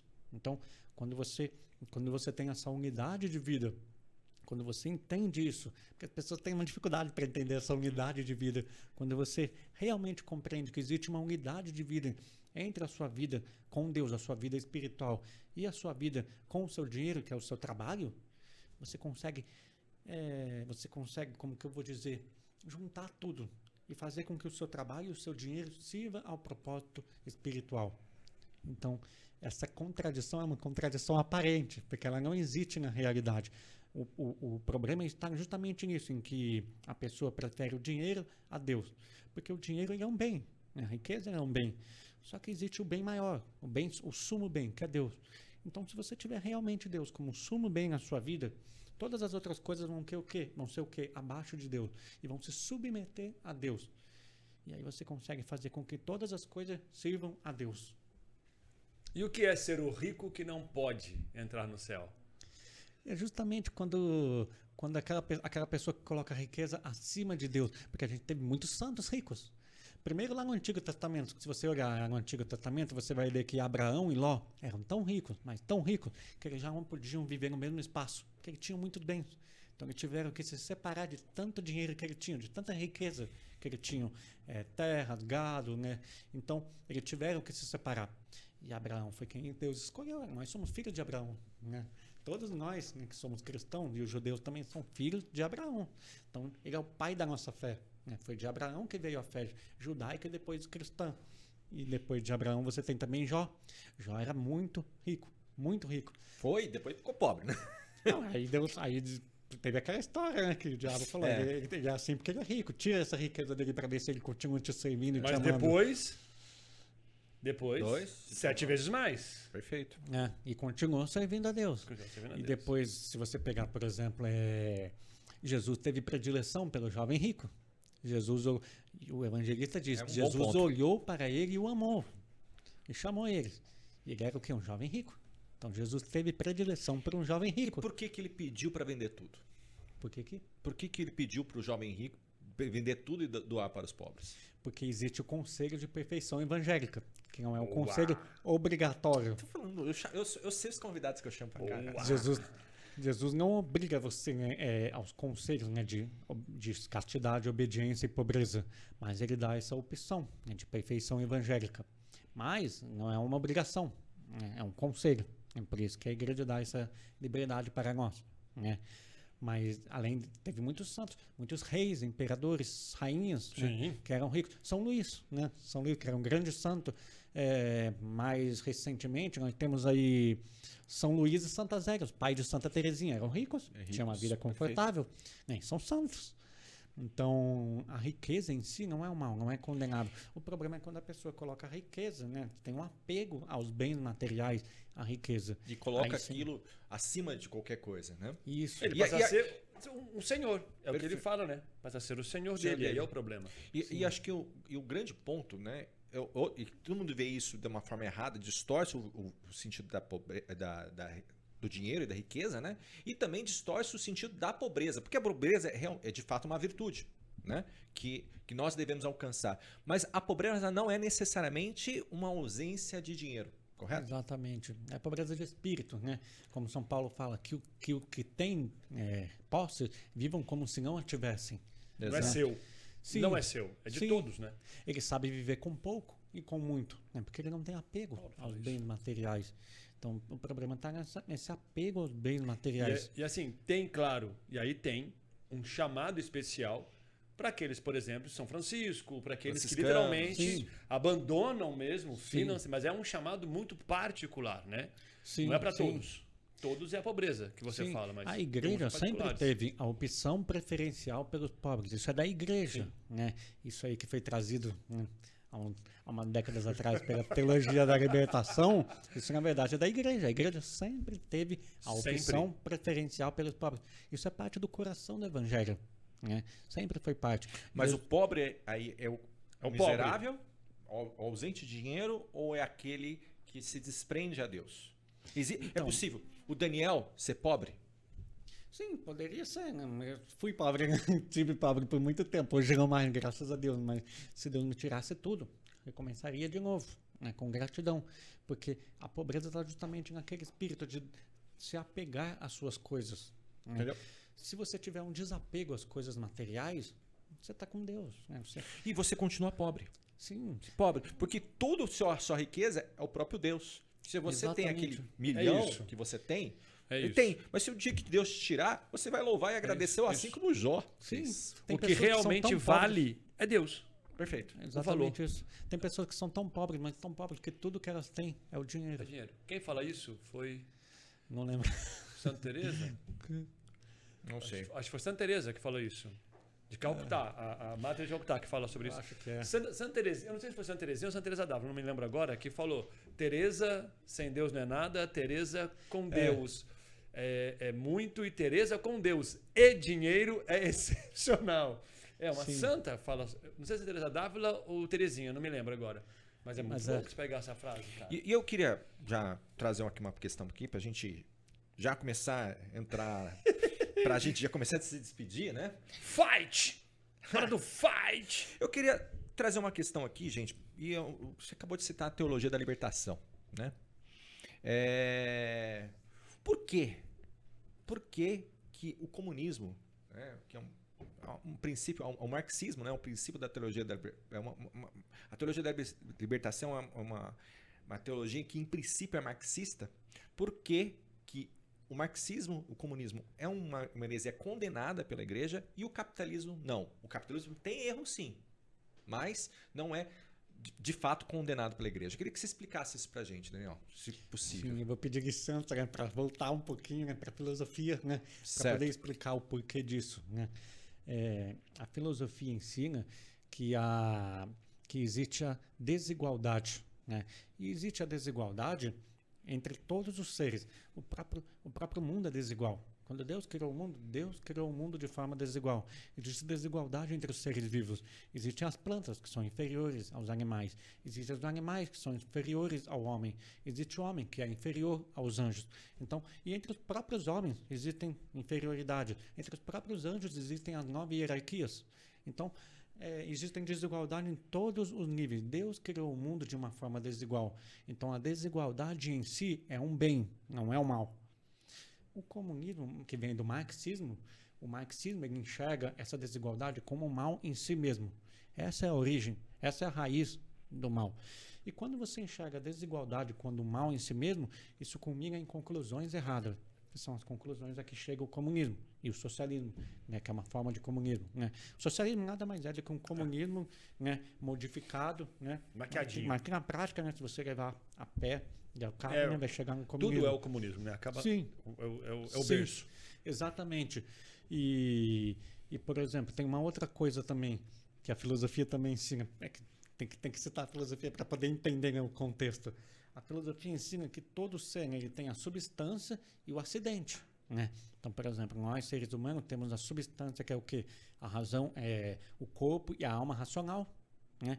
Mas nós temos os acidentes. Você é mais alto, você é mais baixo, esse aqui tem cabelo preto, tem cabelo loiro, esse aqui tem olhos claros, esse tem olhos escuros. Então, essas são diferenças acidentais. Mas a diferença substancial que decorre, né, da própria pessoa humana diz que todos têm direitos idênticos quanto à natureza, mas direitos diferentes quanto aos acidentes. E daí você pega lá na na filosofia, a concepção de justiça. O que é a justiça? Dar a cada um o que lhe é devido. E o marxismo diz que não, que a justiça é dar a todos... Igualdade. Isso aí. E daí vem todos os erros modernos decorrem dessa concepção, dessa concepção de igualdade. E é por isso que hoje, né, as mulheres querem se colocar contra os homens, querem ter direitos acidentais iguais aos homens, porque enquanto natureza humana, as mulheres têm o mesmo direito que os homens. Mas como acidentalmente diferente dos homens, tem direitos diferentes. Até porque tem obrigações diferentes. Exatamente. Então, existem as diferenças da natureza e existem as diferenças acidentais. E das diferenças acidentais decorrem direitos diferentes e, né, possibilidades diferentes. E o comunismo ele quer que todos os homens e mulheres sejam iguais. Só que não é assim. Uma pessoa que trabalha mais, né, que tem uma ideia melhor e que tem uma inteligência superior, geralmente vai ganhar mais e ter mais dinheiro do que uma pessoa que trabalha menos, que tem uma inteligência inferior. Né? Não necessariamente a inteligência, mas... Estudo, intelecto. Sim, conhecimento. Mas é a questão que ela merece mais do que o outro. Ela se esforçou mais Sim, do que o outro. Exatamente. Ou acho que teve uma ideia brilhante ali, né? E que supriu... Porque as pessoas ricas, é isso que as pessoas não pensam. Por que o Jeff Bezos é tão rico? Ele era um funcionário normal de Wall Street, trabalhava lá no mercado financeiro. Mas ele teve uma ideia. Eu vou montar uma loja online que vai vender tudo. Vai começar vendendo livros e CDs, que era a Amazon. E depois vai vender tudo. E hoje a Amazon é esse gigante, né? Segunda maior empresa em faturamento do mundo. E ele mereceu isso, porque ele identificou uma necessidade que as pessoas nem sabiam que tinham, que elas podiam comprar coisas online, porque antes você tinha que comprar as coisas presencialmente em um lugar. E trouxe isso. E por isso ele foi recompensado. E é justo que ele seja mais rico que as pessoas, porque ele ele supriu uma necessidade, melhorou o mundo com essa ideia dele. Ele pode não ser cristão, não sei qual é a religião dele, mas você vê o bem que ele fez. Você consegue ver o bem que ele fez até de forma religiosa. Mesmo não sendo cristão, não sei qual é, né, a religião dele. Mas é o que a gente fala no trabalho, ele santifica e melhora o mundo, faz do mundo um lugar melhor. E aí tem a questão, né? Por que o comunismo ele é condenado pela igreja? Porque ele é intrinsecamente mau. Porque ele é mau nos seus princípios.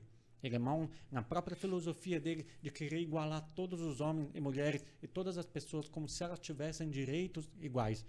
Então, desculpa ter dado toda essa volta, né, de filosofia, Não, mas era excelente. necessária para que a Foi gente ótimo. pudesse entender Foi ótimo. que os homens e as mulheres e as pessoas não têm direitos iguais, que a cada um compete o que é devido e não a mesma coisa, né? Nem todo tem que ter a mesma coisa no mesmo grau, mas cada um segundo a medida da justiça, né? E o capitalismo, por que ele não é condenado? Porque o capitalismo ele parte principalmente do liberalismo. E a igreja sempre foi uma grande defensora da liberdade humana, sempre, sempre. Em todos os períodos, a igreja sempre se posicionou a favor da liberdade individual. E o capitalismo vem do liberalismo. E o liberalismo diz o quê? Que cada indivíduo é livre para empreender. Então, o comunismo, o Estado detém os meios de produção. O Estado é quem determina o que vai ser produzido, quanto vai ser produzido, em qual preço vai ser vendido. O liberalismo não. E até o que você vai receber. Exatamente. Porque o Estado é o Deus. O Deus deles é o É Estado. o Deus, isso aí. Agora, no capitalismo, que vem do liberalismo, o homem é livre para empreender. Ele determina o que ele vai produzir. Se ele quiser empreender, ele empreende. Se ele não quiser empreender, mas ser um funcionário, ele vai ser um funcionário. Ele vai determinar o preço que ele quiser vender. Ele pode vender pelo preço que ele quiser. Então, o capitalismo vem do liberalismo. E o liberalismo respeita a liberdade humana. Então, por isso que ele não é condenado em si mesmo. O capitalismo ele é condenado na sua ganância. Ele é condenado quando as pessoas se deixam levar pela avareza e quando as pessoas, ficando muito ricas, se esquecem de ajudar os mais necessitados. Mas o capitalismo em si, ele não tem nada condenável. Mas é interessante que a maquiagem é essa, né?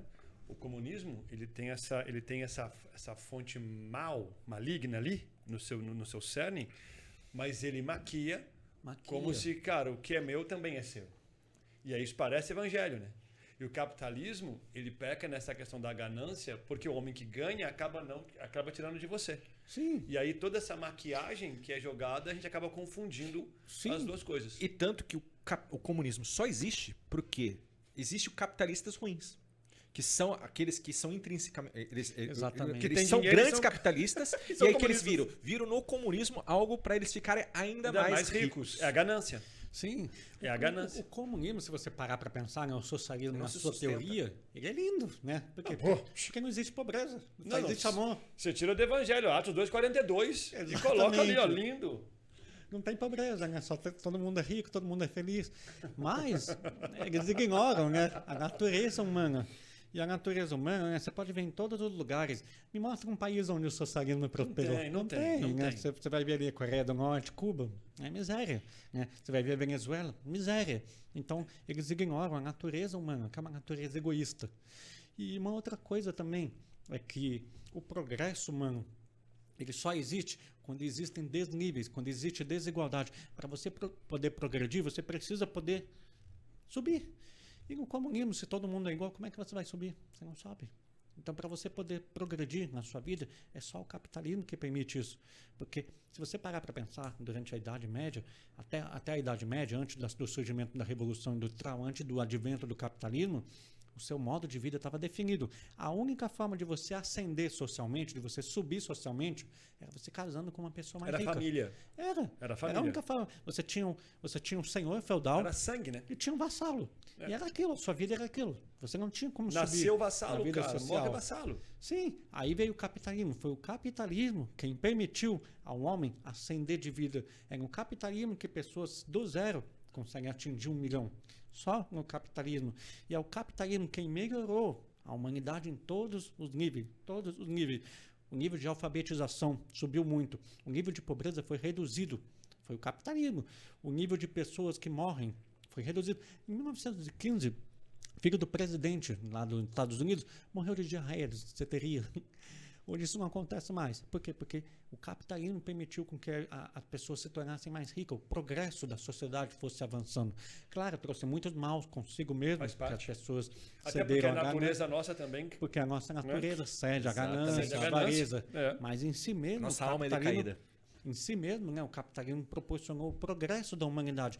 Pegue todos os dados de 1800 para cá e você vai ver que todos os níveis, né, de saúde, de alfabetização, de pobreza, de grau de escolaridade, de governo totalitário, tudo isso melhorou em todos esses aspectos humanos. Tudo melhorou. Tudo. Pode entrar na questão do comunismo, né, cara? Porque os caras nivelam por baixo, né? Sim. Melhorar para os caras é reduzir.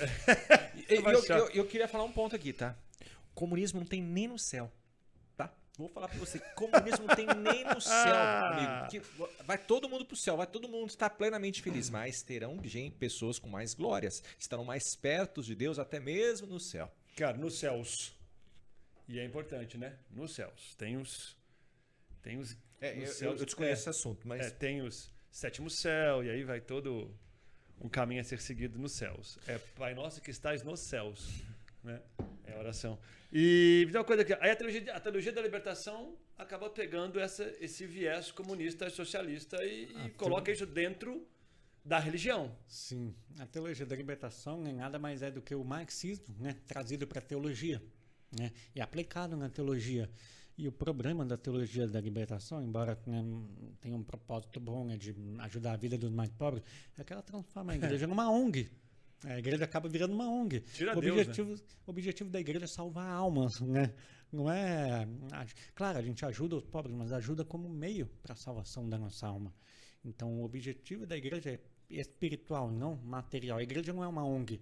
Quando você reduz a igreja à missão de ajudar os mais pobres, de uma forma reducionista e simplista, qual que é a diferença entre uma igreja e uma ONG? Né? E aí, irmão, vamos entrar num detalhe que é assim, ó, você fala a igreja não é uma ONG e tal, reducionista, muitas palavras bonitas pra caramba, tá, mas a igreja é rica, velho. Tem dinheiro pra caramba. O que ela faz com todo esse dinheiro? Entende? Quem é a igreja?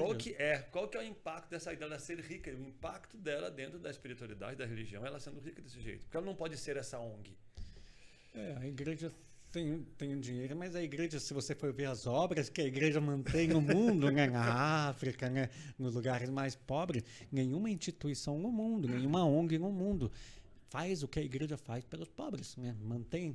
E, na verdade, né, esse dinheiro que a igreja tem, né, que as pessoas falam, aquela igreja ali é feita de ouro, né, o Papa tá com essas roupas aí banhadas a ouro e tal, mas é sempre aquela velha retórica, né, de Judas, né, que poderia se vender, né, essas coisas e dar aos pobres. Perfume? No fundo, não é uma preocupação com os pobres, porque Jesus falou, né, pobres sempre tereis convosco, mas a mim sempre tereis.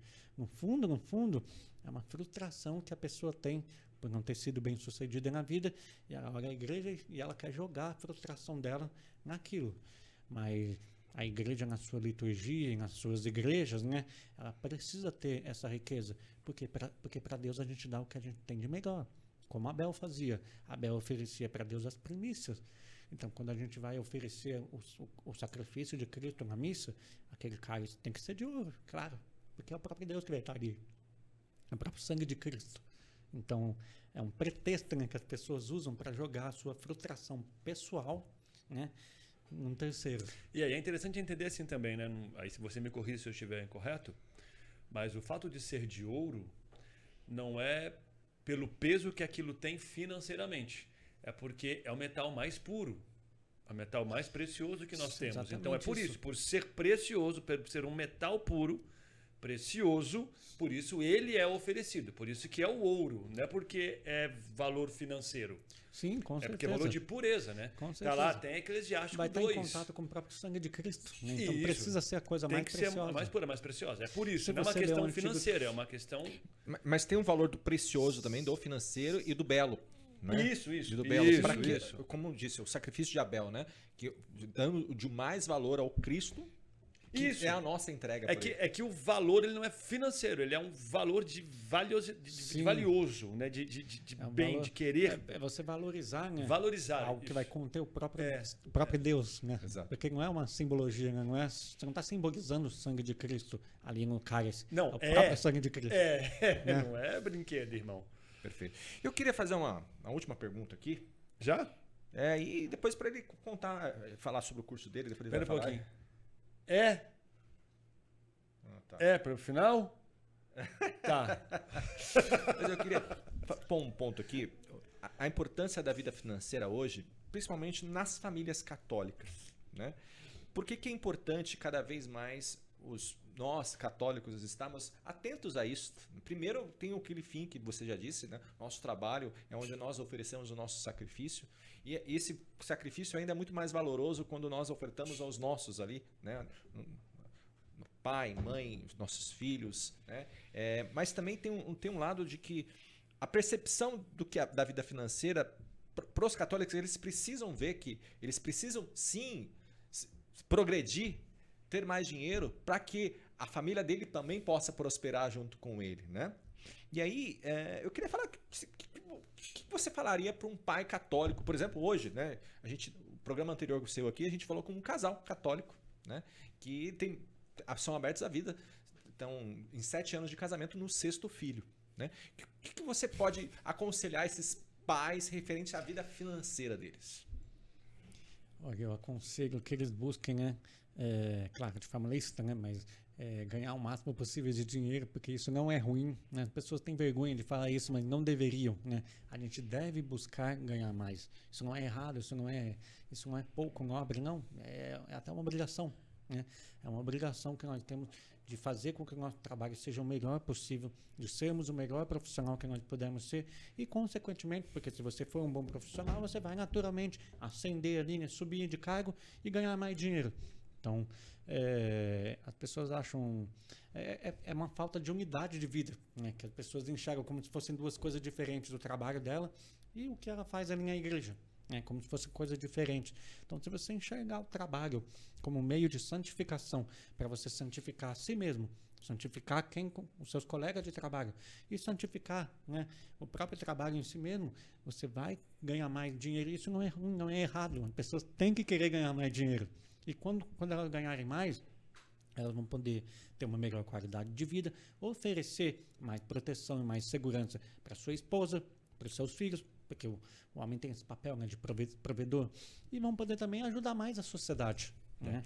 Mas acho que hoje também a gente sofre bastante isso, principalmente porque você acha que teve sorte, né?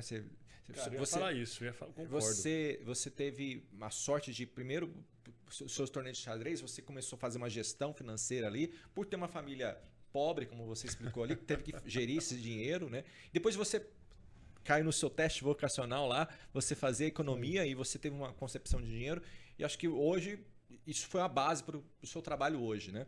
Mas, infelizmente, no Brasil, acho que eu vejo, principalmente no ensino médio e fundamental, você não aprende como é que você gere dinheiro. Você não aprende lá no... Tá começando agora, né? Tem uma matéria que está sendo inserida agora, porém, só em escolas particulares, por enquanto, que é a educação financeira. Exato, educação financeira, acho que é uma das coisas que as pessoas padecem por causa disso, né? Por falta desse conhecimento, na verdade. Não? Sim, sim. Existem até projetos, né, que buscam colocar a educação financeira, né, em escolas, colégios, porque é uma coisa importante. Mas isso não precisa ser uma coisa difícil, como estudar, por exemplo, juros exponenciais. Não é nesse sentido, mas no sentido de aprender a lidar com o dinheiro. Isso aí, cara. E a escola hoje, no sistema, né, educacional brasileiro, é um sistema falido. Né? Você vê que o Brasil está nos piores índices, né, de educação, né, um dos piores. As pessoas terminam o colégio, a escola, sabendo, por exemplo, a fórmula de Bhaskara, né? Mas ela não sabe fazer, por exemplo, declarar o imposto de renda, que é algo que a gente vai precisar fazer o resto da vida. Ela não sabe o que fazer com o dinheiro que elas ganham. Você vai fazer... Conceito de ativo e passivo. Sim, você tem o seu primeiro trabalho, ganhou o seu salário. Faz continha básica só. Sim. O que você faz com o seu dinheiro assim que você ganha ele? Qual que é o ensinamento que você teve dos seus pais? Deixar na poupança. Né? É isso que as pessoas fazem, deixam na poupança. Tem tantas opções melhores que a poupança. Então, as pessoas não sabem gerir o próprio dinheiro. Fazer, por exemplo, um orçamento ali, né? Determinando quanto vai gastar com isso, quanto vai gastar com aquilo, o que poupar, onde deixar. Então, falta esse ensino básico, né, nas escolas e colégios. Cara, só pra gente poder terminar. Não, e aí vamos falar do curso dele. Isso, coisa simples. Cara, eu trabalho hoje como fora as aulas que eu dou, eu trabalho como mentor católico cristão, né? E trabalho com essa parte... Você conhece a roda da vida, né? que é aquele diagnóstico para você compreender os 4 pilares da tua vida, tal. Sim. Né? Dos 4, você tem 12. E eu faço um trabalho em cima disso, e eu construí essa roda da vida através da palavra de Deus e com Jesus no centro. Que é essa visão que a partir dele tudo vai. E é interessante que eu sempre bato na questão financeira, porque as pessoas aprenderam a pirâmide de Maslow, né? Cresceram em cima disso, mas a própria igreja ensina isso, né? Primeiro, tudo aquilo que você necessita, depois da necessidade, aquilo que você precisa, depois de precisa, aquilo que você vai fazer e depois aquilo que você quer e quem você é, né? Então, esses pilares que vão se perdendo. E aí, hoje em dia, um novo conceito é o contrário disso. Primeiro, você tem que buscar quem você é, ter conhecimento de si, o seu propósito, o seu sentido. E aí, o fazer passa a ser a partir de quem você é e o ter a partir de quem você é. Por que a gente não atua desta forma, e aí falando de dinheiro, dentro do catecismo, por exemplo? Eu sei que tem já uma catequese pré-definida, mas por que as crianças não podem aprender que o dinheiro é algo bom já no catecismo? Entende? Sim. Porque até isso a gente faz diferença. Sim. Lá se fala de religião, se fala de doutrina, espiritualidade e tal, mas o dinheiro vai aprender na casa. Só que, cara, os pais também não têm esse conhecimento, ele nunca vai aprender. Por que não pode ser inserido isso dentro da catequese, sendo que, na visão, isso é bom, isso não é ruim? Me fiz entender? Sim. Qual que é a tua opinião? O que você acha disso? Eu disso? tenho uma opinião bem forte. Não, ótimo, isso é legal. Desculpa, eu não entendi. Dentro do catecismo, por que não se fala sobre finança? Sobre o que o catecismo fala sobre finanças? Por que não se fala sobre finança no catecismo? É porque existe a preocupação principal, né, da igreja com relação à questão de finanças é que a missão principal da igreja é espiritual. Né? A igreja tem ali a doutrina social da igreja. Né? A minha tese de economia, né, quando eu me formei, foi baseada nisso, né? A doutrina social da igreja. E a preocupação primeira da igreja é com relação à salvação das almas. E não tanto com relação às finanças das pessoas, porque isso cada um vai determinar suas próprias finanças de acordo com o seu padrão, né? com o aprendizado. Mas a missão da igreja principal é salvar as almas, né? Ela não vai ficar falando para você, você tem que gerir seu dinheiro dessa forma assim, assado e assado. Mas essa visão que o dinheiro é bom, entende? Porque se o trabalho, ele santifica, o dinheiro em si, ele é um instrumento, a partir da minha santificação, que eu posso também ajudar outros, por que não lidar com isso já nessa construção da espiritualidade da criança dentro da catequese? Entendi. Para que ela não tenha essa aversão. Porque às vezes o pai não ela sabe não fala lidar com isso. Né, que o dinheiro é uma coisa boa, né? Entende? Pode ser, né? Porque as pessoas têm um baixo nível de compreensão e a igreja com o catecismo fala para essas pessoas principalmente, né? Mas se você pegar as premissas que estão ali no catecismo e levar elas até, né, ir aprofundando, você vai chegar nessa conclusão. Se você pegar, por exemplo, a espiritualidade do aprender, eles falam isso abertamente, né? Que o dinheiro é bom, que você tem que sim trabalhar bastante, que você tem que ganhar o maior salário que você puder, né? Então, assim, aí, não é que a igreja não fala sobre isso. Por exemplo, se você pegar um mandamento não matar, mas não está escrito ali que não é para bater. Mas também não é para bater, porque se você pegar o mandamento de não matar e destrinchar ele, você vai ver várias ramificações. Matar tem um monte, né? Não bater uma significado, sim. Você não tem direito de agredir uma pessoa, né? Sem mais nem menos. Palavra, ofensa e tudo mais. Sim. Então, não é que a igreja não fala que você não pode bater, também não está no catecismo. Mas se você pegar ali, se você destrinchar aquilo em várias ramificações, você vai chegar nessa conclusão. Mas isso se faz na catequese. Se chega nessa conclusão em relação ao dinheiro, não. E eu tenho um ponto mais forte, inclusive, principalmente falando do Brasil. Né? O Brasil, assim, a força da TL no Brasil foi muito forte, inclusive nos padres hoje que eles estão. Né? E a educação brasileira, ela sofre bastante com isso também. Por quê? Porque se você ensina alguém a gerir dinheiro, você ensina ela a ser menos dependente. Quando você gera dependência, né, você clama mais pelo Estado e mais o Estado se fortalece por causa disso. Então, tem também uma filosofia por trás disso. Não Concordo. É interessante você falar, mesmo na catequese, num contexto bem TL, você falar disso, e como também num país que foi dominado pelo socialismo por tanto tempo como o Brasil, você falar disso para as pessoas quererem crescerem livres. Serem livres, né? Pois ela ela vai ver menos a necessidade do Estado. Mas a tua tese está baseada em... Lá, quando foi inserida a questão da TL, da catequese e tudo mais. E por que não reformulá-la? Porque hoje a gente não está livre dela. Porque hoje a gente não está livre da teologia da libertação.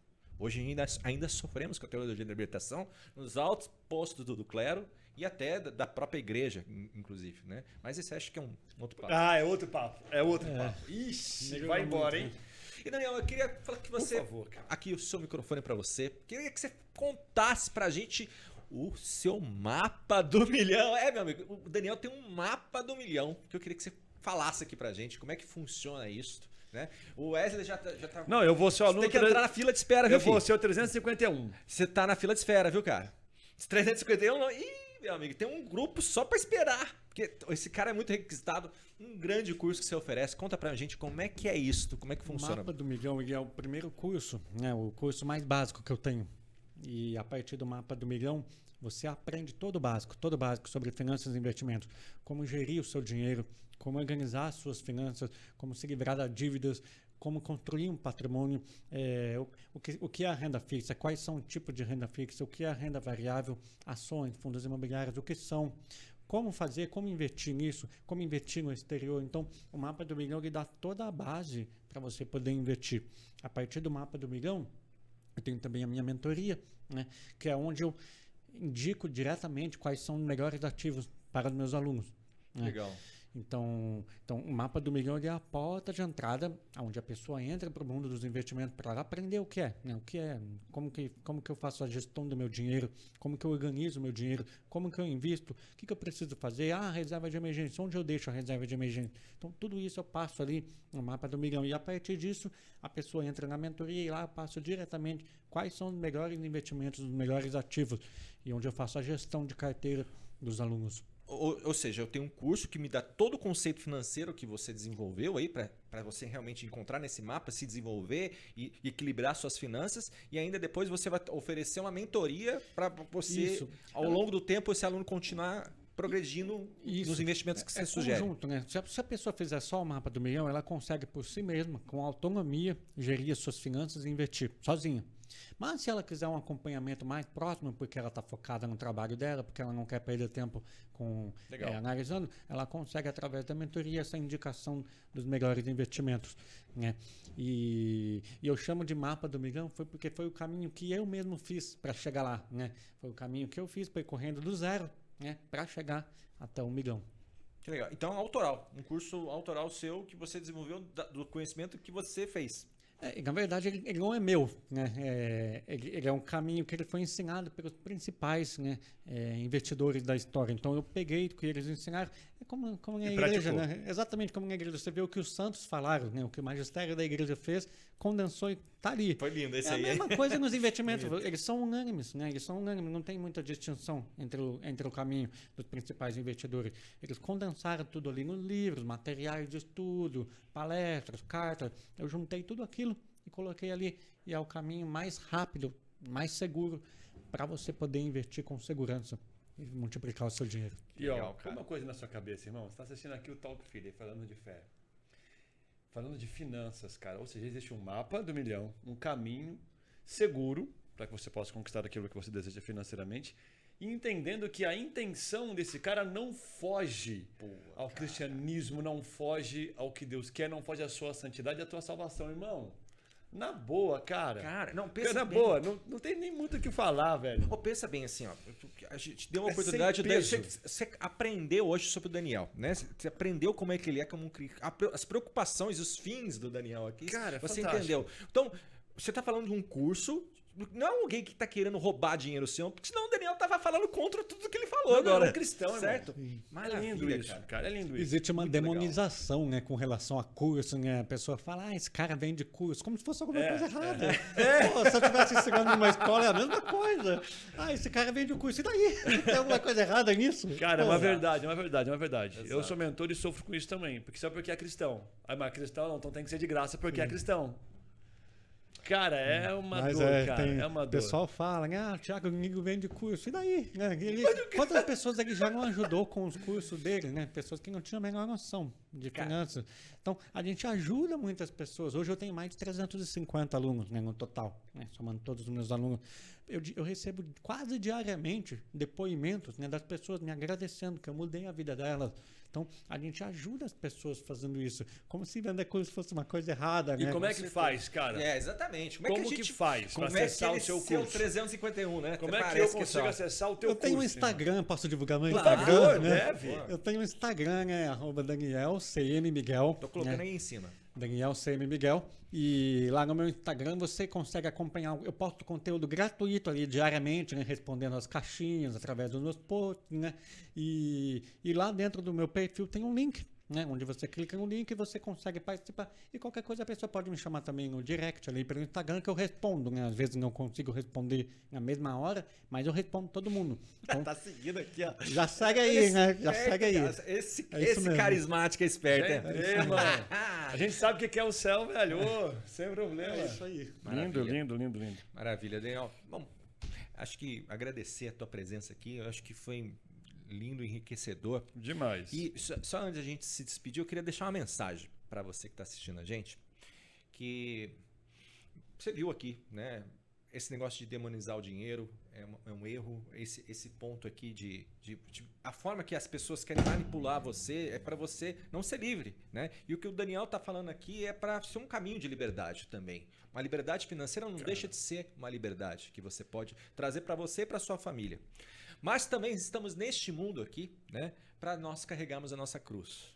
Então, a gente vai ter liberdade. O Daniel chegou no mapa, chegou no seu milhão, mas mesmo assim carrega as suas cruzes, né? Várias vezes. E nós, como cristãos, né, a gente está gravando esse vídeo hoje é 15 de fevereiro, então estamos na quaresma, né? Você pode provavelmente estar vendo esse vídeo em abril, passou já a Páscoa. Nós, como cristãos, somos convidados a carregar essa cruz, que devemos carregar com alegria. Porque é essa cruz que nos purifica, é essa cruz que nos leva ao encontro do nosso próximo. É essa cruz que nós vamos carregar para um dia, de fato, chegarmos não no mapa do milhão, né, mas chegarmos no reino dos céus, onde na maior riqueza seremos eternamente, realmente felizes. Né? Então fica a dica aí para você. E ó, o Esteban falou de liberdade financeira, e é muito bom você ter isso, que você tem mais tempo também para se dedicar à tua oração, teu Deus, à tua caridade. Cara, é lindo você poder, de repente, todo dia ir à missa, você fazer a sua adoração diária e você saber que a tua família está segura porque você provê a partir da sua liberdade financeira. E, cara, é isso. Na boa, eu já me inscrevi aqui, vida que segue, ano que vem eu chego a 1 milhão. Opa! Agora o Talk Free vai, agora vai.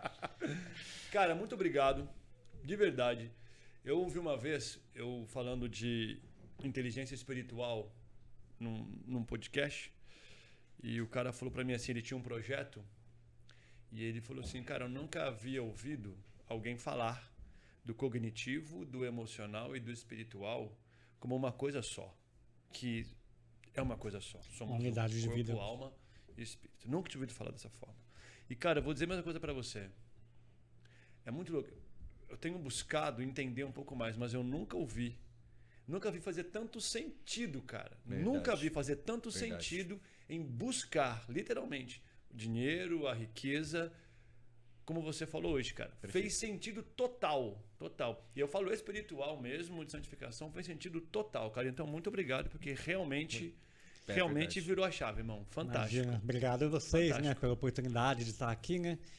Pelo convite, espero que o pessoal tenha também prestigiado, né, aproveitado, possa também fazer sentido para as pessoas, mas obrigado aí pela oportunidade de poder estar aqui com vocês. Deus abençoe, irmão. Deus Amém. abençoe. Muito bom. Meu amigo carismático, mais um programa. Mais uma vez, tradicional. Você viu com meus convidados que eu tô trazendo aqui? Cara, show de bola. Vou começar a fazer o mesmo. Isso aí. Obrigado você, meu irmão. E a gente se vê no próximo Talk Free. É isso aí, cara. Ô, mineiro, muito obrigado. Fecha a conta, mineiro. Fecha a conta. Compartilha, não esquece, cara. Comenta. Valeu.